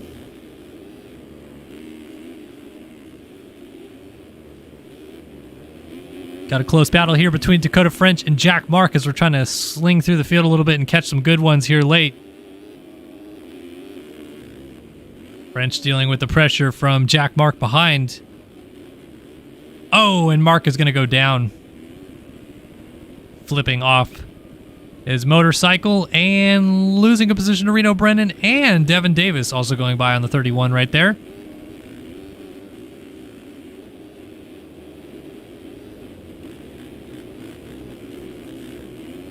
So some positions still changing throughout the top 10. Nothing is set in stone until the checkered flag waves.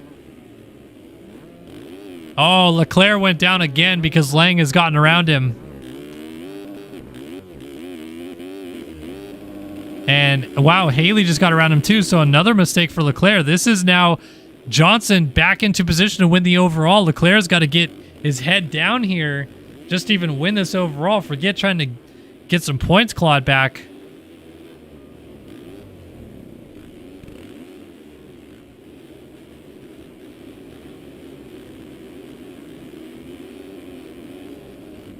Look at that. Oh, and that is Jack Haley going down right there.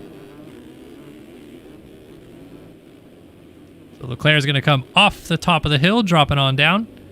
Slingshot around the bottom and go back up as he has moved back into fourth, but that just puts him into a tie then with Payson Johnson for the overall win. He's got to get Lang or Josh Collins to win the overall, and with 4 minutes left on the clock, it's looking a little bit bleak given the gaps. Johnson is in full control at the front, but Leclerc has 12 seconds to make up on the defending champion, and basically 5 laps to try to get it done.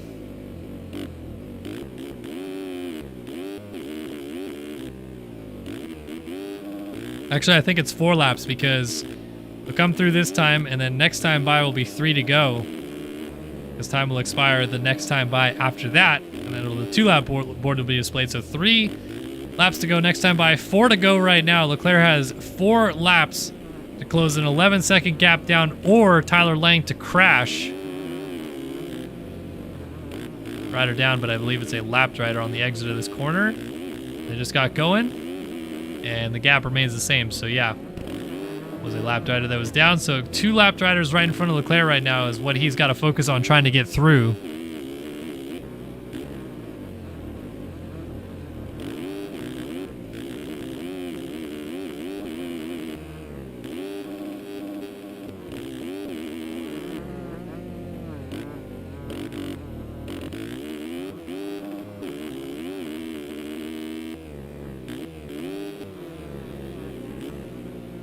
Ooh, it sounds like Johnson went down again. Only a 12-second lead now over Josh Collins. Everybody's separated by 12 or 11 seconds. 11.5 up to Lang from Leclerc, 11.9 from Lang to Collins, 12.8 from Collins to Johnson. Interesting little sequencing there. Oh, Leclerc down again. That is probably going to spoil his chance at the overall. As looks like Brayton Carter on a two-stroke is going to unlap himself, but Leclerc still picks it up in fourth. And now there is a chasm between himself and Tyler Lang. He's going to need 2 crashes out of Lang for this thing to happen. But it's seemingly less and less likely that we'll see it. So the momentum shifts again. Every time it seems like Leclerc's starting to get something rolling, things fall apart once again.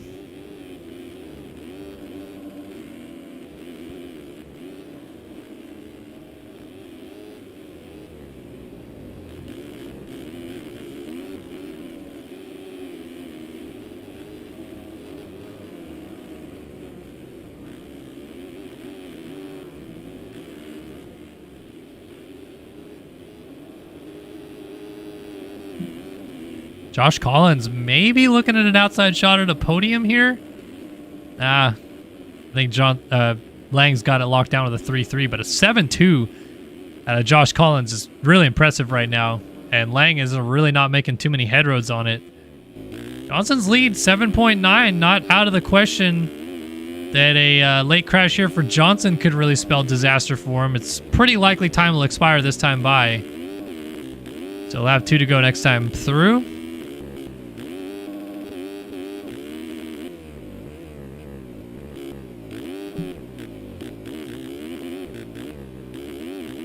Johnson coming down to hit the sky shot another time by, as we got 2.5 laps left to go in this race. A 7.3 second lead for Johnson out front.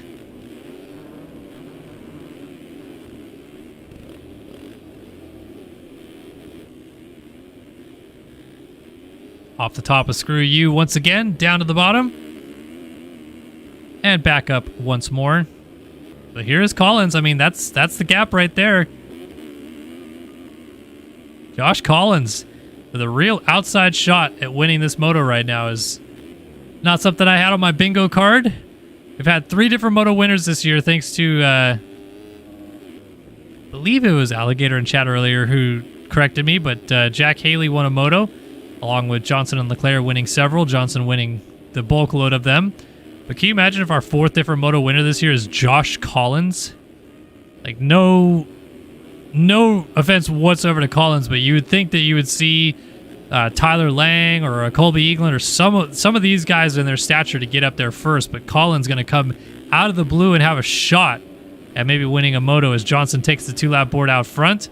Collins still sitting back here, 8 seconds adrift. It's just going to take 1 crash for Johnson to flip this script. And if Johnson crashes and Collins takes the lead and the win, that is the overall win for Leclerc. So there's 2 things laying on the line right here for Johnson to just keep it on 2 wheels and not make a big mistake and hold on to win this moto.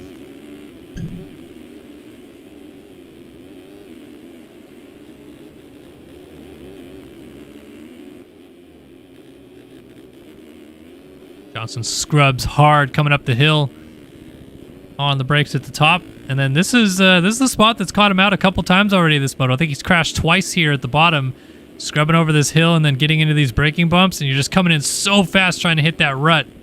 Just takes one little kick wrong and you're going down for sure. But a little bit smoother through that section this time and loading through the bumps very nicely here at the top. Gonna come down and hit the sky shot.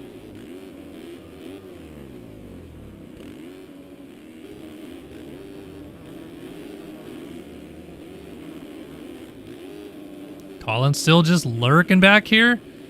Tyler Lang and then Alexis Leclerc. So Leclerc still has a shot at catching Lang. 8.3 seconds is the gap with a lap and a half to go. Again, pretty far outside shot, but at least it is a shot to get there. But we'll keep our eyes peeled on Payson Johnson, trying to stay on 2 wheels and not throw this one away late.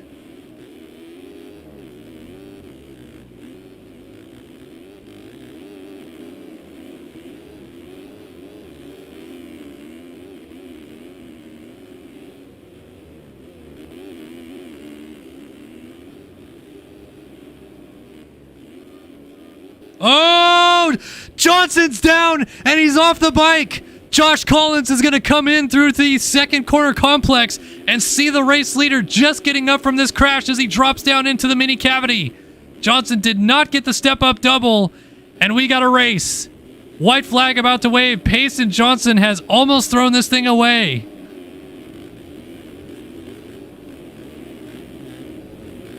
It's got to stay on two wheels. Josh Collins is right there. Late drama here at Unadilla for the moto win and the overall win. I was a bit surprised to see that. I thought Johnson maybe had this thing sewn up. He looked like he was backing it down a little bit, but now we are certainly in some uncharted territory as he pushes deep into that rut. Wow, this has flipped in a hurry. Well, he can keep Collins behind. Collins is not pushing right onto his rear tire just yet, so he can keep Collins behind by just hitting his marks. Coming down this tricky downhill one more time. A little scrub over the top. Good through the braking bumps. No mistakes. Oh, almost lands off the track, but pretty solid otherwise.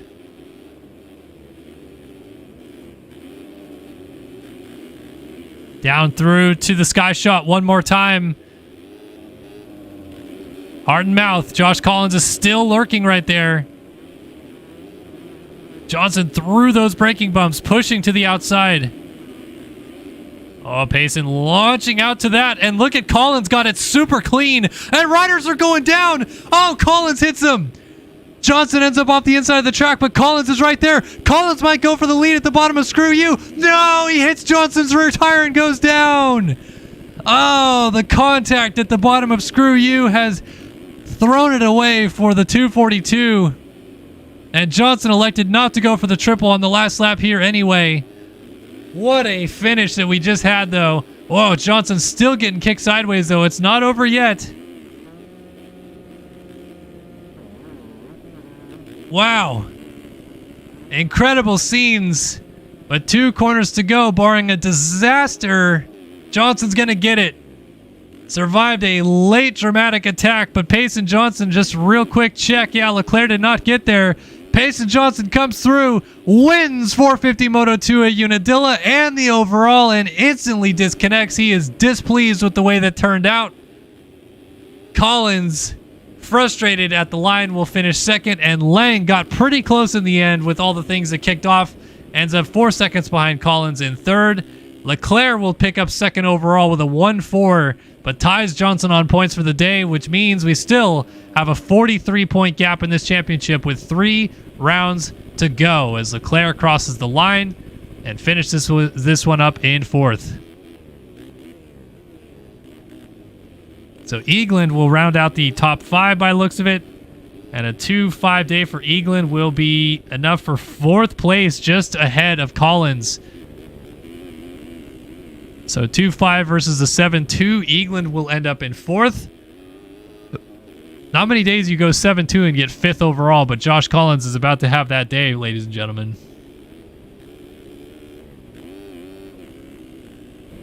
So 5th for Eagland, solidifies 4th on the day. Does a sick 540 to Fakey. Brandon Larson will get 6th. Really good day for Larson. That is a 12th and a 6th. Solid stuff. K-Carp gets 7th. Adam Holm, Dakota French side by side over the line for 8th, but it will go to Holm. And Jack Haley rounding out the top 10 on the number 2. Sean Hambrook, who is 5th in the first moto, going to get 11th in this one. Woo, we got some battles coming to the line. Reno Brennan and Braden Castellaneta. Contact. Castellaneta stays up. He'll get 12th. Devin Davis is going to get 13th as Brennan goes down. Is he going to get up in time to get 14th? Yes, he will. Jack Mark will get 15th, Jeff Cooper 16th, and Ashton Rakovsky will be 17th, as Anthony Pachon was the first rider a lap down in 18th. Chase Blakely was 19th, and J.R. Reyes rounded out our top 20.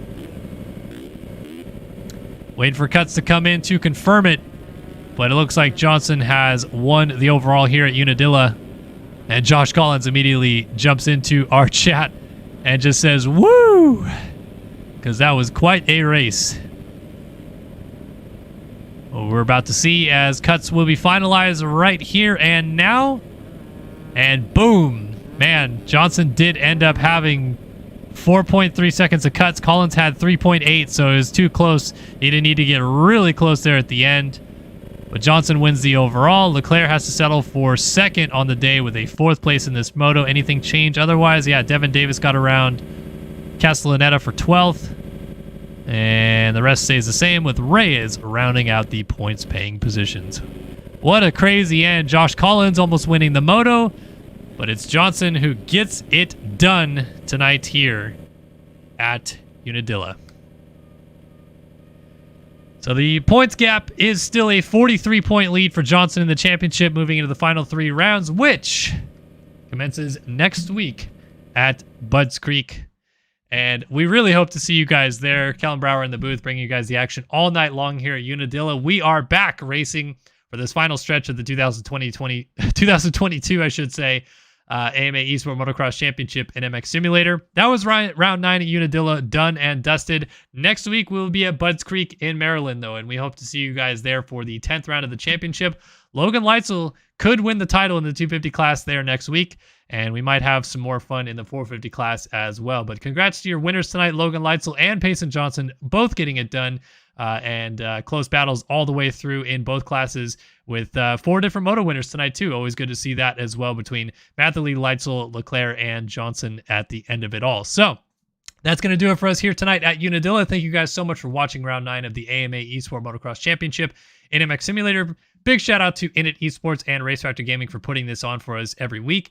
And thank you guys to you watching at home, whether you tuned in at Start Your Systems on YouTube, Init Esports on Twitch, or ESTV, wherever you decided to watch. We thank you so much for watching the 9th round of the AMA Esport Motocross Championship at Unadilla, and we'll see you next week at Budds Creek. So long for now, guys.